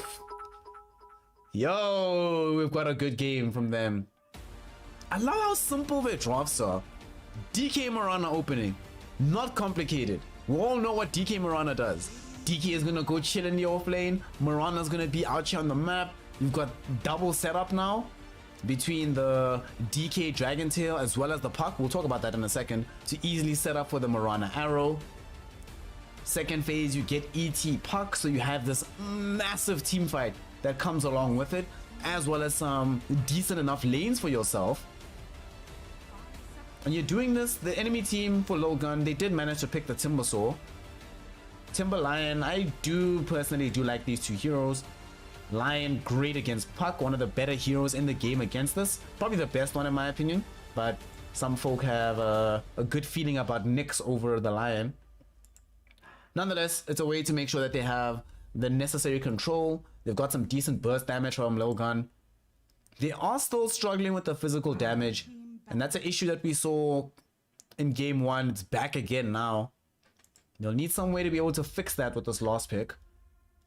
Another thing Moon Chasers have in their favor that's going to make life a bit difficult for Lil Gun is, if you look at Lil Gun, what's their team fight? They need to drop the Supernova. You've got Timbersaw that's going to have a lot of activity in the fight, right? And Lion's going to be there, hexing people up, throwing in Earth Spikes, etc. But they just don't have the same degree of fighting prowess as Moon Chasers will, being able to drop ET Splitter using the Dream Coil. Mirana initiating the fight with Moonlight Shadow. Really does feel like Lil Gun, for them to win out this game, it feels like they're doubling down on the laning phase, and they kind of have to. Whatever hero they pick now for the safe lane, I'm imagining X123 is going to play a Broodmother mid, and we're going to have this Timbersaw for Sanctity in the off lane. So whatever comes up, it needs to go well. No, actually no, vice versa. Marvel will play the Timber actually. Yeah, Marvel plays Timber off lane. X123 will play this Broodmother mid. And then what can Marvel play here? Oh, Sanctity play, sorry, he's playing safe lane. There's Jug banned, Ursa banned, Medusa banned, Lesher's banned, TA's banned. Lifestealer is not banned. I feel like Lifestealer could be fairly decent. You also want to make sure it's a hero that can help you deal with the Dragon Knight. One thing I'm a bit worried about right now is that despite the fact that they have a lot of tank ability on Moon Chasers, you're still playing this into Phoenix Timber, so that's a lot of percent base damage that you have to worry about. Lil Gun. 35 seconds to go. Don't think you cannot pick Morphling because there's an EC on the other side. Feels bad. Potentially Terrorblade actually. I know I mentioned it in the previous game as well, but yeah, there's a reason it always gets banned at these super high level games, like towards the end of the drafts. 10 seconds on the clock right now, Lil Gun. What will they get? They get the Slog, okay.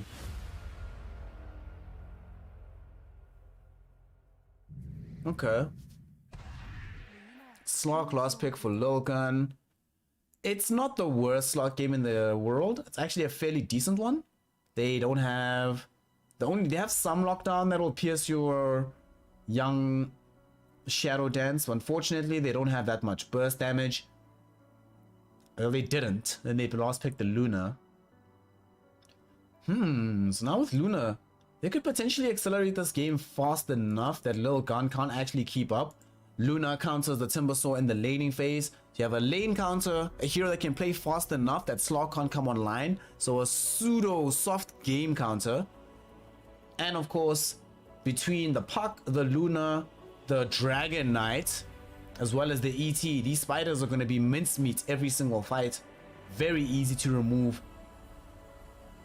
I like the Moon Chasers draft again, y'all. Again, bruh. Again, bruh. Oh, I didn't open the bets though. I should open the bets on this one. So the previous game, of course, Moon Chasers were able to secure themselves that dub.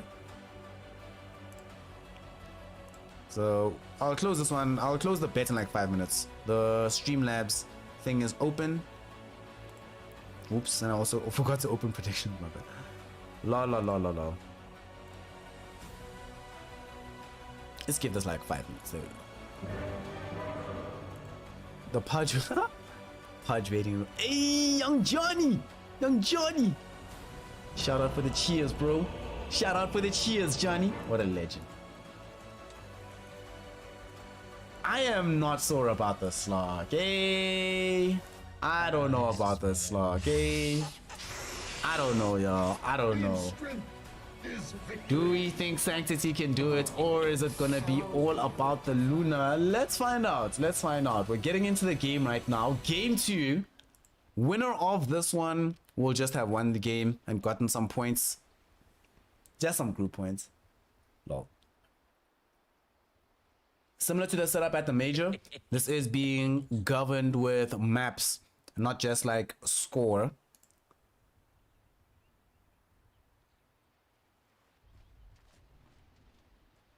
I am one thing I do think about this game though is because they are running this Broodmother in the mid lane, this does present Lil Gun the best possible opportunity to stall and slow down the potential of Moon Chasers in this game.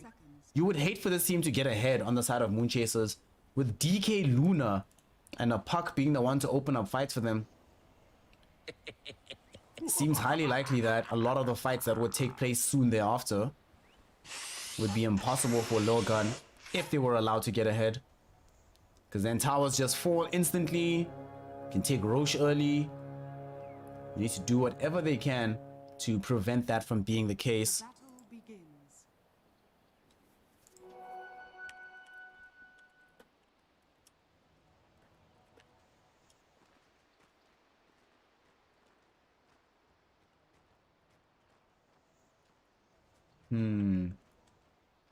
Okay. We don't have anything weird to start the game. No odd shenanigans in terms of how we should be putting together all these heroes in the laning phase. So that means a good start. That means that we are going to have a game where Lil Gun have the best possible chance to get themselves into strong state and strong favor. You shall not. Unfortunately for the Broodmother though, this is not a lane you can threaten at all. Like literally at all. You might still decide as X123 to build up into the Orchid Malevolence just because you want to help deal with this Puck. But in the laning phase, literally nothing you can do. This is not a good lane for the Brood. One of the few that are left right now in my opinion. Playing against Puck. But Puck just feels so good in the laning phase. Down bottom. Marvel, oof, this is not a fun lane for Marvel playing against the Luna as well as ET. They might try to find the first blood here. Hishki looking for these right clicks. Marvel, Timber Chain forward. It gets interrupted though. And now he's in danger. Lucent Beam cooling down. 1 second. Can they find it? No, they cannot. Hishki presenting too much damage to the Luna, so unwilling to keep the chase going. I kind of feel like the Luna should have allowed Marvel to Timber Chain through. I don't think her should have died in the trees. I think they would have been able to find the turnaround play onto Marvel. Ends up not happening for either side though, and the first blood will not yet be called.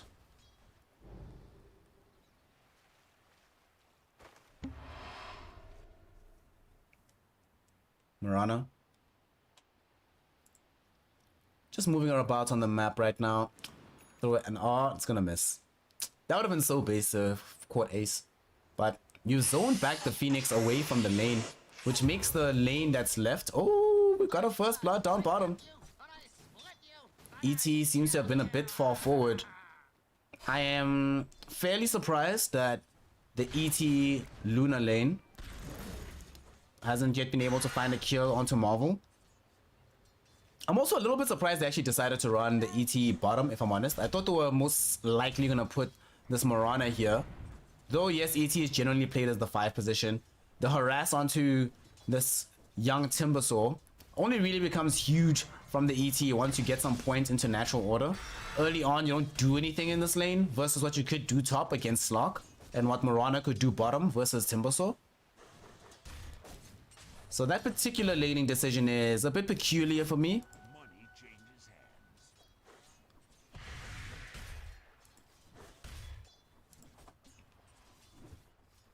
Nonetheless, though, it's not really going to have that much of an impact on an interruption of the Luna's farm. It will have an impact on making sure that Marvel has a much better lane than he would have been able to find otherwise, though. Ishki, is he going to get Echo Stomped here? Hush trying to close the gap onto him, but look how much damage you lose as the Elder Titan being next to a Timbersaw. I suppose at this point, the only reason to keep him alive is to make sure that Echo Stomp is available in case the Timber decides to dive too far forward. As we go back to middle, X123 playing into this Puck. Puck is winning as expected. And X123, I was mentioning that I wouldn't really be concerned or upset if he went for literally the same build that we saw him bringing forth in game 1. And indeed he is going to do that. Orchid into BKB into the Sheepstick. Very standard fare in that situation. Still quite a while away from having that Orchid though, so for now Puck will still be safe. However, once the Orchid is online, things start to get a little bit dangerous. Oh, Puck, nicely done. Puck might actually be able to find the kill here. X123 in some danger. Unfortunately, only level 3 Illusory Orb and level 2 Waning Rift. No additional point into either spell because you're not level 6 just yet. So you can't actually kill X123 right just yet. However, what you can do is continue to keep the sustain advantage alive. Down bottom, we see the Echo Stomp actually does prevent Hischi from being able to chase the Lina forward. And Hush, can he find the kill here? One more right click. Hush might die though. Yep, gotcha baited. I thought that was gonna happen. Went way too far forward. Finding that there is just no escape after the Earth Spike. There is just no escape after the Earth Spike. This is a good slot to the game for Lil Gun, man. Bottom lane is going really well. Much better than they have any right for it to go with this Timbersaw.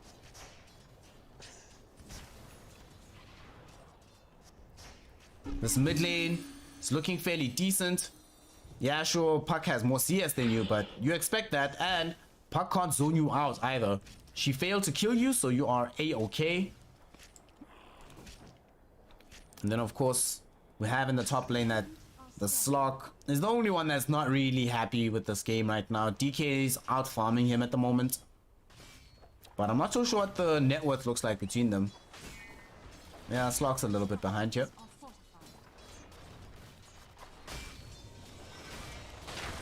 Still though, for Low Gun, you're not expecting Slock to have the best time ever in the earlier portion of the game. So this is just accepted. It's a good start. Also now we see that down bottom Marvel has cracked level 5 on the Timber.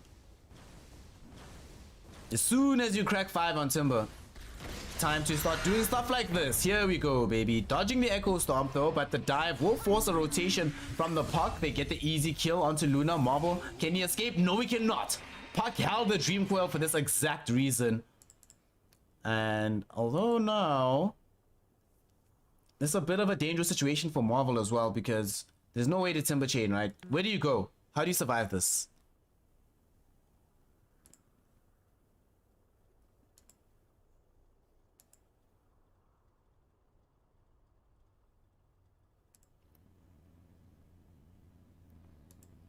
Let's see. Puck was being so patient with the CP. Finally through. Oh god, big plays, Marvel. They didn't catch vision. And they had the Lucid Beam to cancel that TP. Oh, actually they didn't. They didn't have enough mana. Only one stick charge available for the Luna either. Okay, Marvel does manage to escape here. They still do find a first kill onto the Puck though.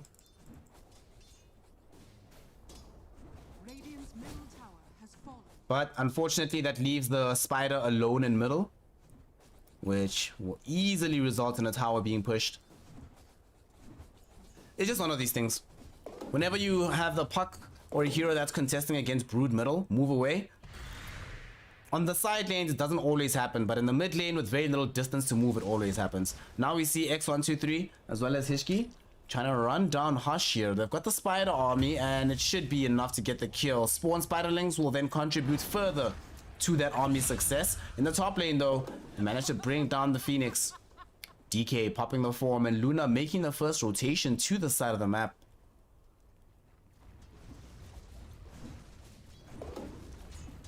The push potential from the Moon Chasers is so scary. Tower is under attack. Luna Dragon Knight, man. Dire's Especially when it comes to high ground pushes, because then they can utilize this DK to force out their tier 3 tower and have the Moon Glaives from Luna just destroy the rest of the base effectively for free.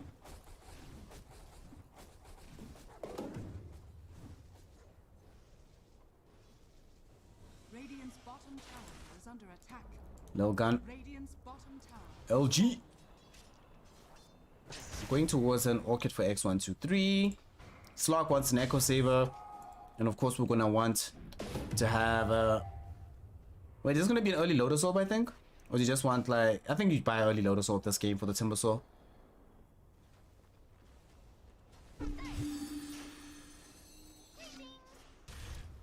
Like Lotus, Hood of Defiance, I think you're happy.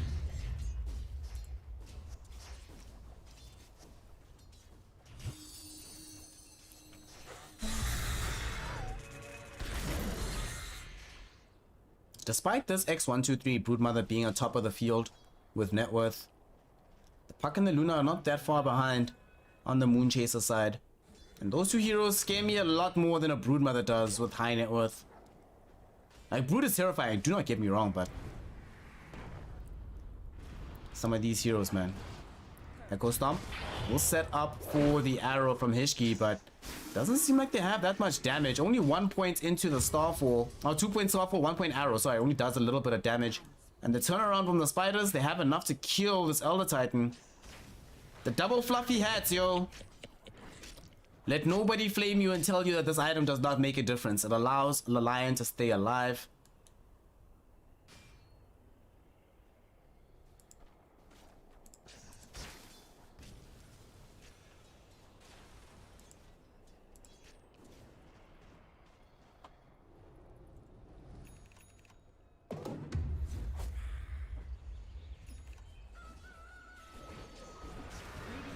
Right now, breaking out. X123 will cop an arrow after the Dragon Tail. They have enough damage to kill the Puck first, though. And Rusfar, X123 might be able to escape away from this. One more right click will be all they need, but X123 gets to the low ground, stays alive. 13 HP. Ticked down to on the Broodmother, but does not fall. Instead, Murana and the Puck will be the one that get taken down. Oh boy. That was a problem. Now, Luna will go in with the Eclipse onto Hishki, but Hishki just throws an out spike and walks away. This is... Alright. Alright. This is starting to become hugely problematic now. These are not the couple of minutes that you need. And the thing is, unlike the first game where the late game is terrible on the side of Lil Gun, this time they have Slog, man. Given the kind of game this is, Slog could honestly take over all by his lonesome. We see the Earthspike now out onto our Elder Titan. ET will be the first to fall, and the chase is going to be on from the rest of Lil Gun. They want to try find the DK. Timber Chain will not connect to Marvel. Gonna have a harder time feeling this chase is easy. One pop by Docret, stay alive. Echo Stomp holding up the Phoenix. Is going to be an ET splitter as well as the Illusion Orb. Easy kill picked up there, and now Timber Saw is going to be all isolated far away from the rest of the squad. Gonna try his best to flee and slow down the chasing squad, but unfortunately he will be the one to take a tumble.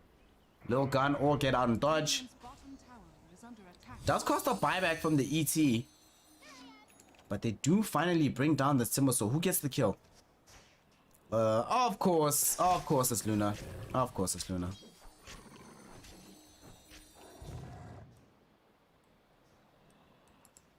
X123 Gonna deviate from the build that we saw in game number 1. I actually wanted to mention this in the draft and say that this team desperately needs a Spirit Vessel. Bottom tower is under attack. Yeah, sure, you have Timbersaw as a counter to the Dragon Knight, but you definitely need the additional Spirit Vessel. Otherwise, this hero is just way too tanky in the fights. And that job will go the way of X123. I'm not sure I prefer him to be the one to have this. I think, like, between Broodmother and Phoenix, I'd rather the Broodmother be the one that is sitting with BKB rather than she be the one that's sitting with Spirit Vessel. Speaking of Broodmother, see now a jump here in the trees. Arrow connects. They have the damage. This time around, there's nobody nearby. There can be no defense, and that will just be a straight up kill onto the X123 Broodmother. And they don't want to seem like they want to end. Since they got this Blink Dagger on the DK, this has just been the combo. Blink Dragon Tail to set up for an arrow, but now the retreat is not really going to be possible for DK. This is going to be a bad place to die. Marvel gets a double kill, but more importantly, Sanctity gets the first stack of permanent agility. Dire's top tower is under attack. Okay. Interesting place for the game to be at present, honestly. In large measure because I'm just thinking to myself that the way that you play this out as you go later for the side of the Moon Chasers is that you don't stop with these blink plays, but you try and get Luna slightly bigger, and then around 25 minutes you want to all group together, move in, end the game. But you might lose her life here. She can TP out. Woo! Right on time. Arrow onto Sanctity with the Echo Stomp, but can just dispel it. The big thing though is that they managed to escape with the Luna's life. Even if the tier 1 tower falls, it's not that big a deal, provided you're keeping the big farmer alive.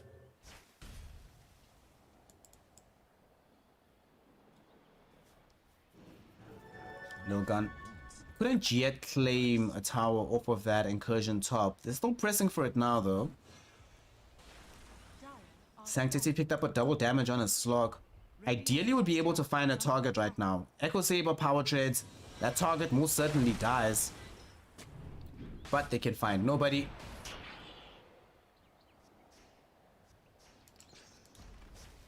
Just some quicker dewarding action with these sentries from both sides. Sanctity gonna try again, and he does get the ward this time around. Dire's bottom tower is under attack. Should be good enough for them, as now with the tier 1 tower taken, no real need for the rest of Moon Chasers to spend any time in that area looking like they might posture for a defense, so just break off of that area. Do use Moonlight Shadow now though. They do not have the Luna with them, but everybody else is in tow.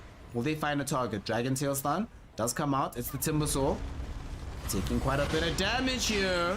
Dream Coil will also be there, and man, it's taking a long time, but there's absolutely no way that they decide that the best case scenario for them on the side of Low Gun is to come and try and defend Marvel. So they do let him die.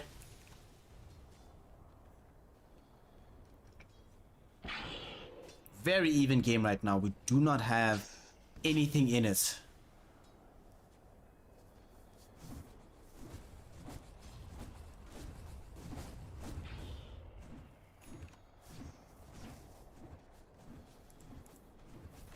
Puck picks up a Yule Scepter, and they just got a Manta Star for Luna.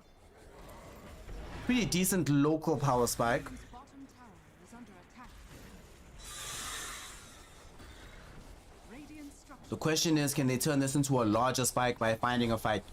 Honestly, the thing with Luna right now, I do not think that she's necessarily the hero for late game. This is a snowball hero now, so Radiant's bottom tower. the next few minutes are going to be pretty important for the side of Moon Chasers to make sure that she can snowball, and to ensure that they filter into the Roshan pit right now. Puck is just pushing out this top lane so that they know who comes back to defend it. And with Phoenix being drawn top, they know the rest of the team is down bottom. This should allow them to take out this Aegis. It's not a very easy take, and this took quite a while. Nonetheless, they will be able to get it.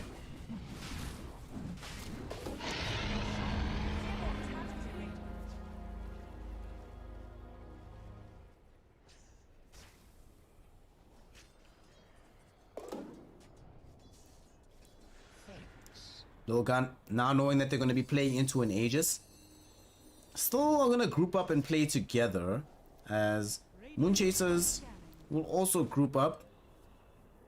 The hero with the Aegis is very far away. She's in the top lane, farming that side of the map. We'll see how this fight goes. Who has that Veil of Discord? Is that the Pucks? Yeah. Puck Veil is so good, honestly. I feel like this item dropped off a bit too hard, but Blink Dagger on Lion against Puck is even better, as the Blink Hex initiates to allow them to bring down Puck without any difficulty. Dire's top tower is under Ooh, attack. that was... alright. Alright. That was beautiful. Radiant's middle tower is under attack.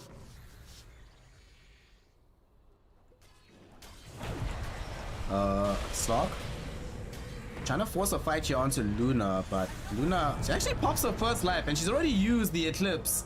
And now Supernova down. She might get stunned up before she can get away. She's too far away from the egg.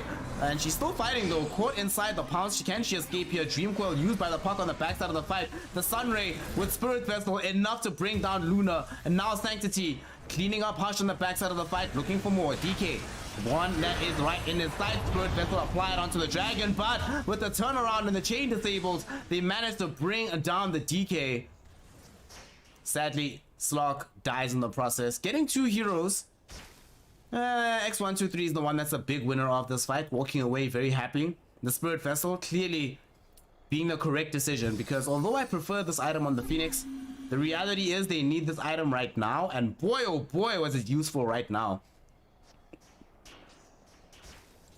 They managed to kill the Luna twice there.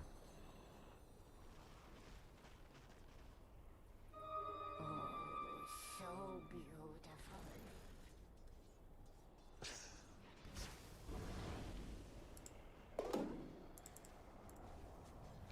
The question is going to be now, how do they recover? We see Puck. This is why Puck is often picked in games where Lion is banned. Oof, oof, oof, oof, oof, oof.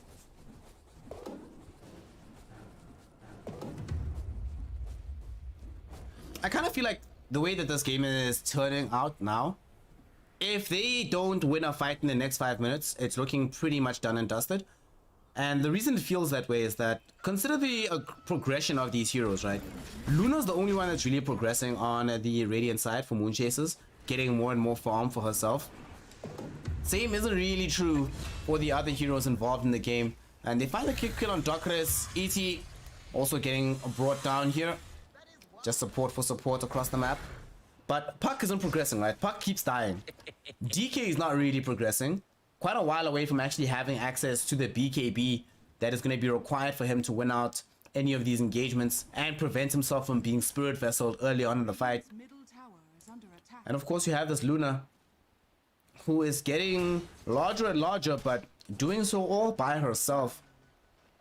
And Luna, yes, she can often be that 4 protect 1 style hero, but the best success for the hero is when she has allies Fallen. and is not the entire fulcrum point of all the damage coming in from the team. I'll take that.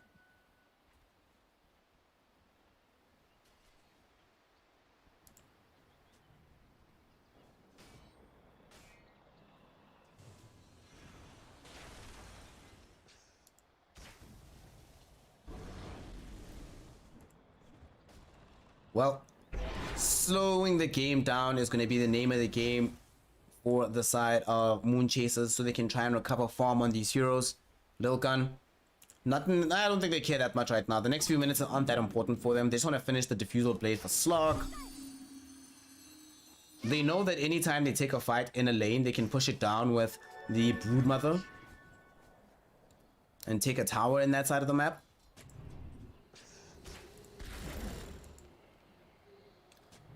If he has 2, yeah, then he did, yeah. He did get the slot there. The stack, sorry. DK trying to use the dragon form in the mid lane and double damage to press onto the tier 1 tower, but gonna get forced away from it by the presence of this Timber Saw. Since they know Timber's middle, Luna's gonna try and quickly rise through a tower down bottom. Unfortunately, will not be able to do so. Man, look how they're responding on the side of Lil Gun. They are aware that this game gets a lot better for them as time goes on. So if you know that that's the case, you defend every tower. You frustrate every single attempt on the enemy side to get themselves any buildings, to open up the map and get more farm. You just keep crushing them. Rotate as quickly as possible and with as much force as possible.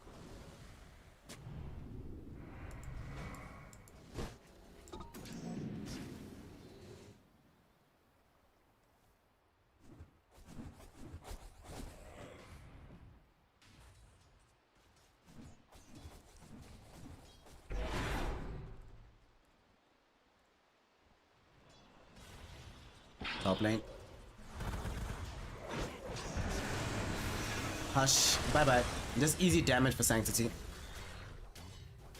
Yeah, this game's over. Luna is the with BKB. If she gets like a butterfly satanic, maybe. But the issue is that the Slock is getting equally strong. He's going for the early Scotty. Already has SNY Echo Saber, and bringing down heroes here in the middle of the base with X123. Luna's still just hiding in the trees. Doesn't want to come back just yet. But this does mean that there's going to be some damage potentially suffered on the tier 3 tower. Unless Luna... Okay, it doesn't look like they want to do it. There's still a tier 2 top to take, so Lil Gun will be happy to do that instead. Hex now picked up by the Broodmother. I love this build she's going for. Hex straight into the Octarine Core. Like, don't waste any time. X123 trying to bring down Hush. Hush might die here. Echo Saber. I like Echo Saber. The Spirit Vessel preventing any kind of heal.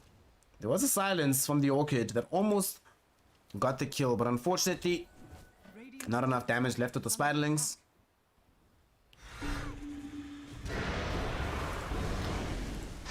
Timber getting caught down here in the bottom lane. This is huge. That is a massive kill. Yeah, Timber might not be the most farmed hero on the low gun side of the map, but oh my god, every single time they get kills like this, it gives them time. Gives Puck time. Gives DK time. Now suddenly Puck is not that far away from the Slock in terms of his net worth. And the thing is, Puck is one of these heroes that can actually make life very difficult for heroes like Slock. If you get farmed enough on the Puck, you can solo burst the Slock.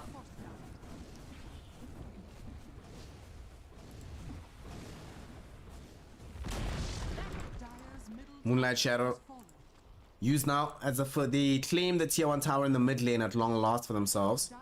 And this is, they need to retreat quickly because they know that Low Gun have an exceptional lineup for chasing with.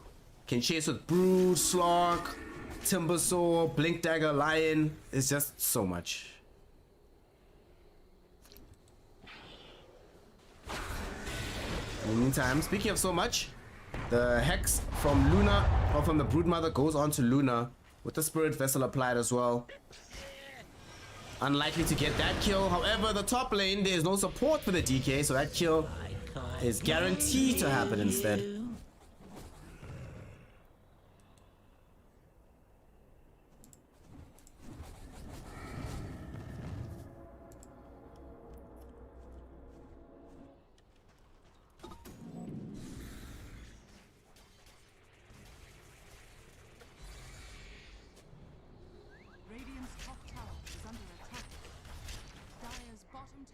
Under attack.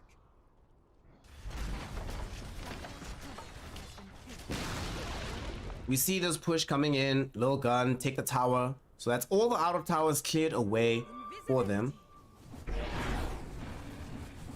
We're still having Luna farm. Gonna steal away a fairly large ancient stack here. I know I can trust you guys. Yo, if this Luna can carry this game, my god, I'll be very, very impressed. they come across the courier from the Lion, and they'll know to get rid of this one. Or at the very least, they'll be aware that they're being scouted currently. Got him. Dire's courier has been killed.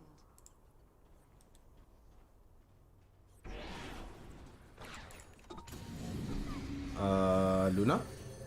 Pops BKB. Everybody has to TP out now. Fight's over. We're all done. That was not supposed to happen. But I suppose the Luna sort of panicked, right? You see a Lion blinking towards you, and you're like, oh crap. Homeboy has Hex. He's trying to kill me. I mean, you'd rather pop your BKB in this situation and have it go down to 8 seconds than keep it and you end up dying and then you're like, crap, I should have just used BKB. Luna does now have Butterfly. Oh my god, what a Dragon Tail stun coming in. The DK will be able to find Brood. Brood caught as well. There's the Eclipse.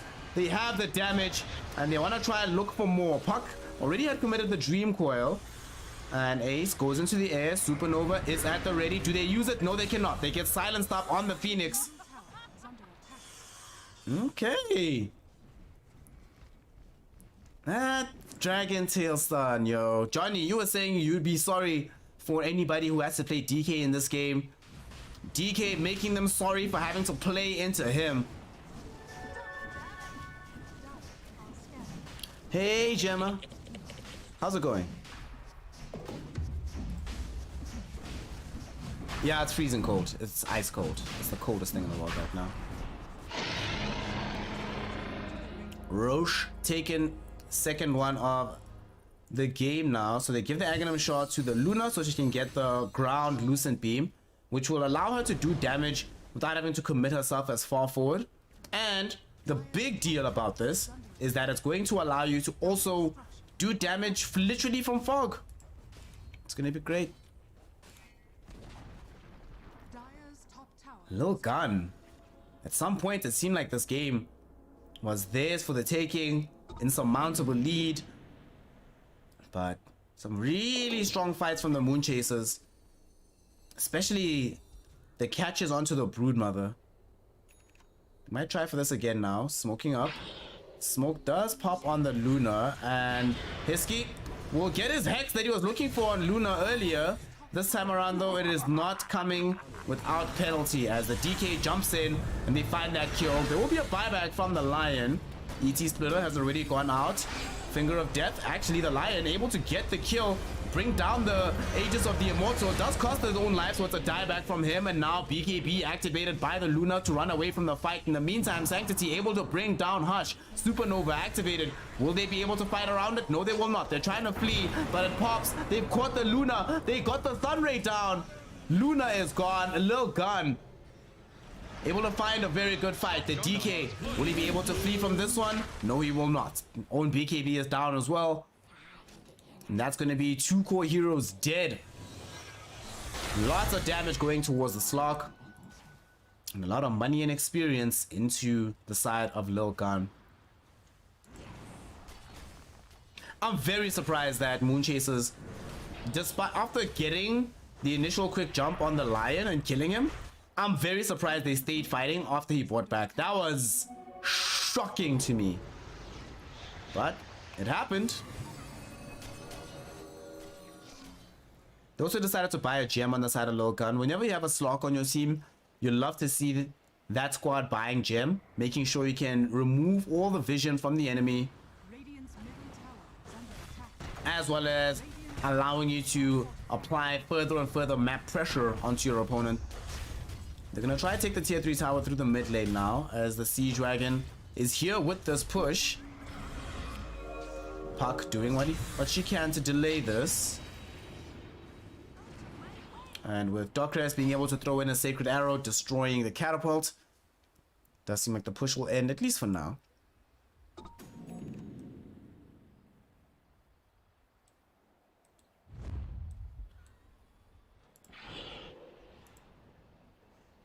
Shadows take us.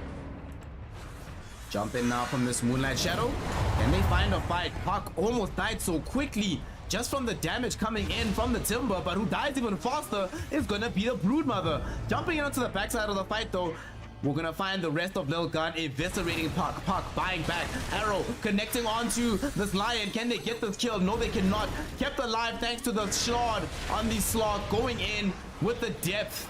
Keeping everybody alive. Luna is still alive. Moonlight Shadow. Not Moonlight Shadow. The Supernova has been dropped down. Jeez. Popped by the Luna to keep her alive. And now they throw the Spirit Vessel back onto Marvel. Threatening the Timber Store instead. Sanctity cannot escape this fight. Tries to pounce away. Blocked in the attempt by this Marana. And with multiple buybacks coming in on the Radiant side, they still succeed in taking this fight. Required 3 buybacks, I believe. Yep. Puck, DK, and the Elder Titan. But it gets them kills onto everybody except the Timbersaw. What a close game. This could really go in any direction. Lil Gun looked like with that fight they might be able to turn things back around, but unfortunately for them, the power of this Luna, she stays alive long enough. And the Satanic is coming. Remember what I was saying? If she can get to like maybe Butterfly Satanic or something like that, then there's a chance. But she has these items. They're inside the base. The tier 3 has fallen, so these Moonclaves are gonna bounce freaking everywhere. Racks taken. They didn't even lose their own tier 3 in the mid lane. And there's no buyback on Slock. 35 seconds without Slock. It's gonna be quite difficult. They get a 3-hero Dream Coil on the back line of the fight. Trying to force them all back. DK gonna activate BKB, jumps forward, finds hittable for the Lion. There is buyback for the Phoenix though, so she will come back. But with the Spirit Vessel down onto Timber, Timbersaw will fall. A triple kill for the Luna. However, Slock is up in 10 seconds. They need to get the hell out of here. Spirit Vessel down from Marvel. And it will now be the time for everybody to leave. Time to go. Time to go. Slock TP'd in onto the outpost, looking for a straggler on the backside of the fight, but will not be able to fight anybody.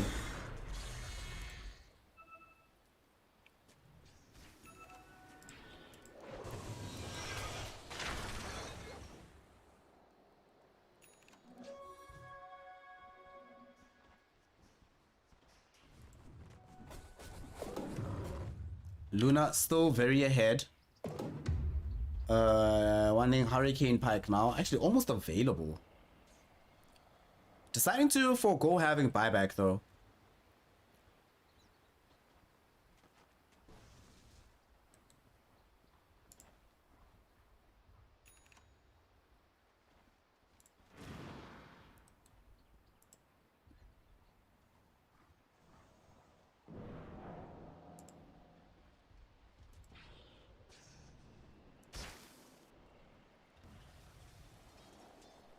Lil Gun with only 1 buyback in the entire game. They also know that if they can find a fight, a positive one, would put the Moonchasers on the back foot, despite there being a 9k gold lead. What's crazy is that this entire lead is on Luna. Look at the difference between Luna and Broodmother, right? 8,000 gold. Literally all of the gold lead is just how big Luna is. So if she ever dies, especially considering that right now she does not have buyback, the game might as well end immediately. And now, Puck buys Aeon Disc. There might be a fight starting here. Who have they found? Who's going to be the first target? Who gets caught out first? Marvel. Lotus Orb bounces back the Lucent Beam towards the Luna. And yeah, I can't believe that they're here without having to reclaim this outpost. They need this back. And they take it back, which will mean that Lil Gun don't really feel that comfortable staying around the area.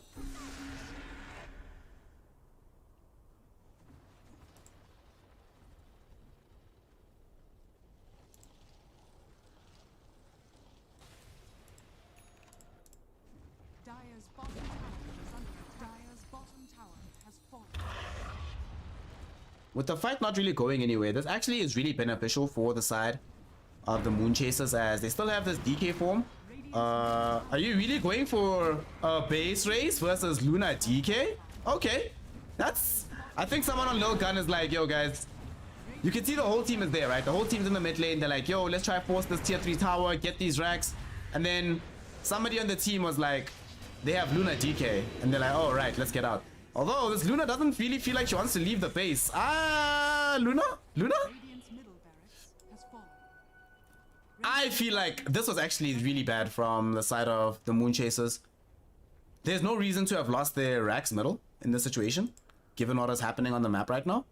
This was a huge mistake, actually. They should have retreated the moment they started seeing these TPs coming back. Given that there's only one hero, right, who can cancel the TPs through BKB, being the Phoenix, and you have to activate Supernova for that one. You're already down at this point to a 6-second BKB for the DK and for the Luna. Both of these should have BKB TP'd out, defend the mid lane of Rax. Now the game is effectively back to even, despite there being this massive lead on Luna. They don't have the map equilibrium anymore.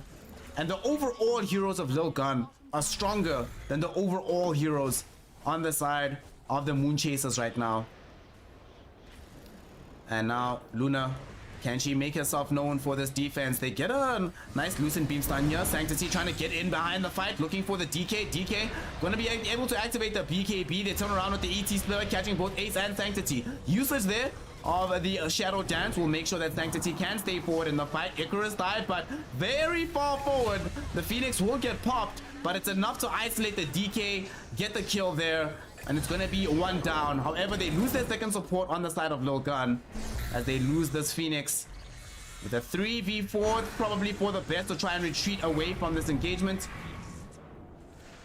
The question is, will they be able to do so? There's no Dream Coil available. Arrow flying forward. X123 able to dodge it this time around.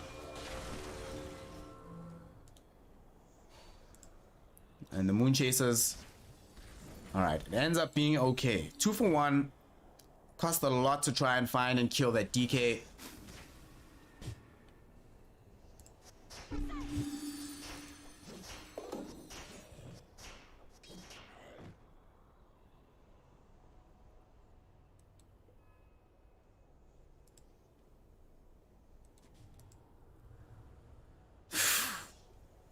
Alright, Roshan is up and it's being taken right now. I do not think you can allow this Roche to go.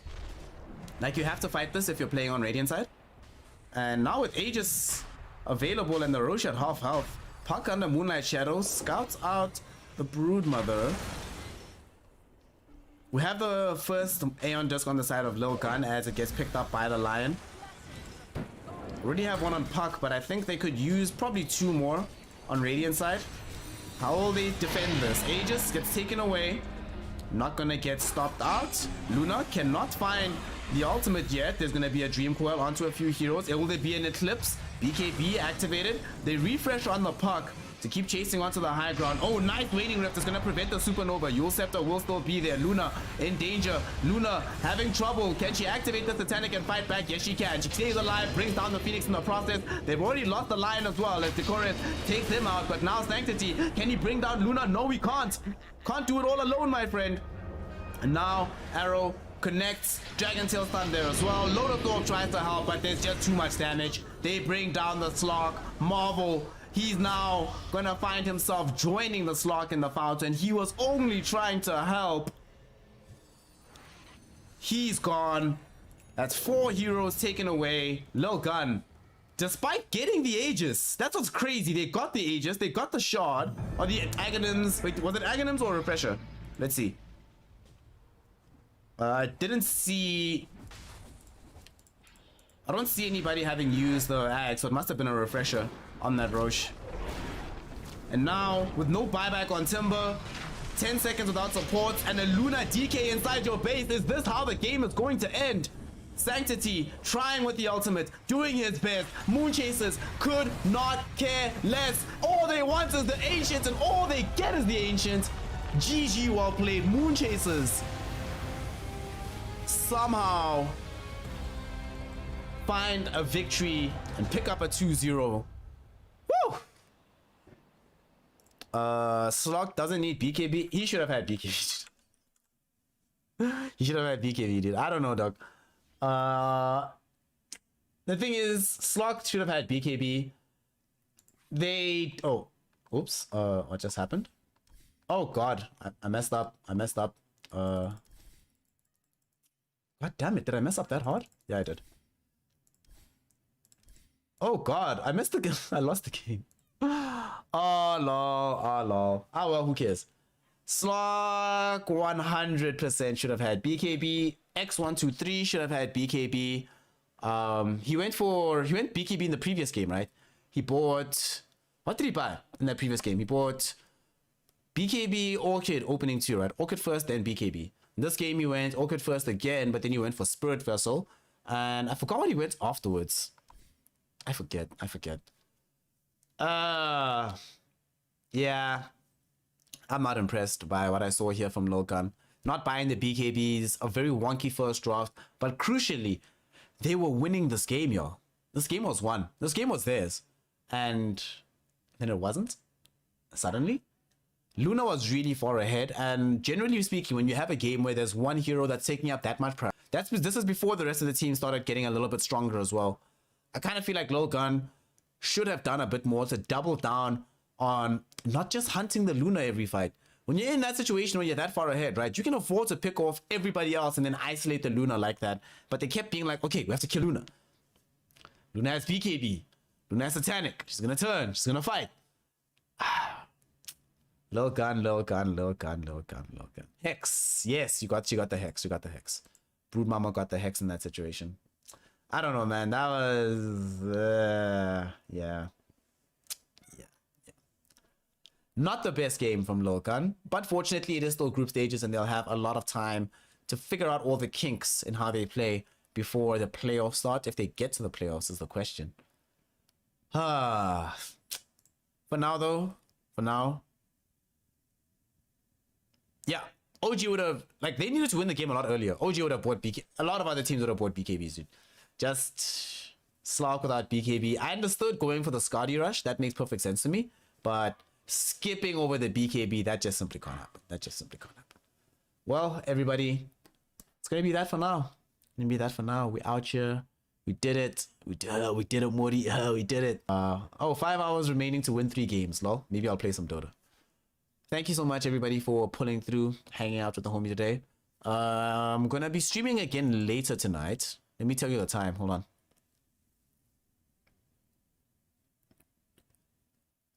I actually don't know the time.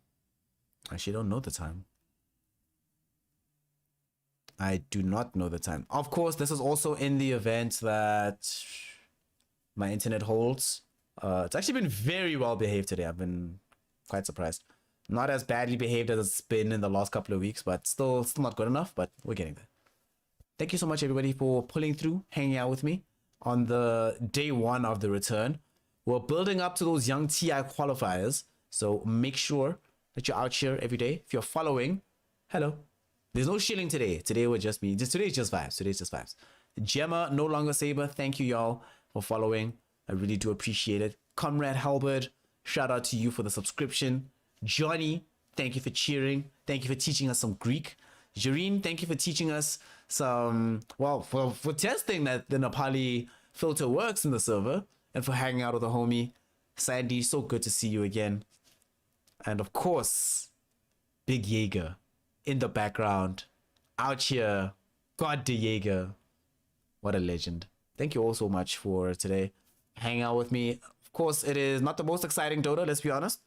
All that good shit comes quite a lot later, but nonetheless, it'll still be, we're still having fun. We're still enjoying ourselves. So thank you, everybody, for pulling through, and I'll see y'all later. Peace out. Dota 2 done, and I'll see you in, oh wait, I can actually tell you exactly how many hours, like 5 hours, somewhere around there. Yeah, around 5 hours. Yeah, hopefully. So hopefully see you later. If not, definitely see you tomorrow. Thank you, everybody. Bye.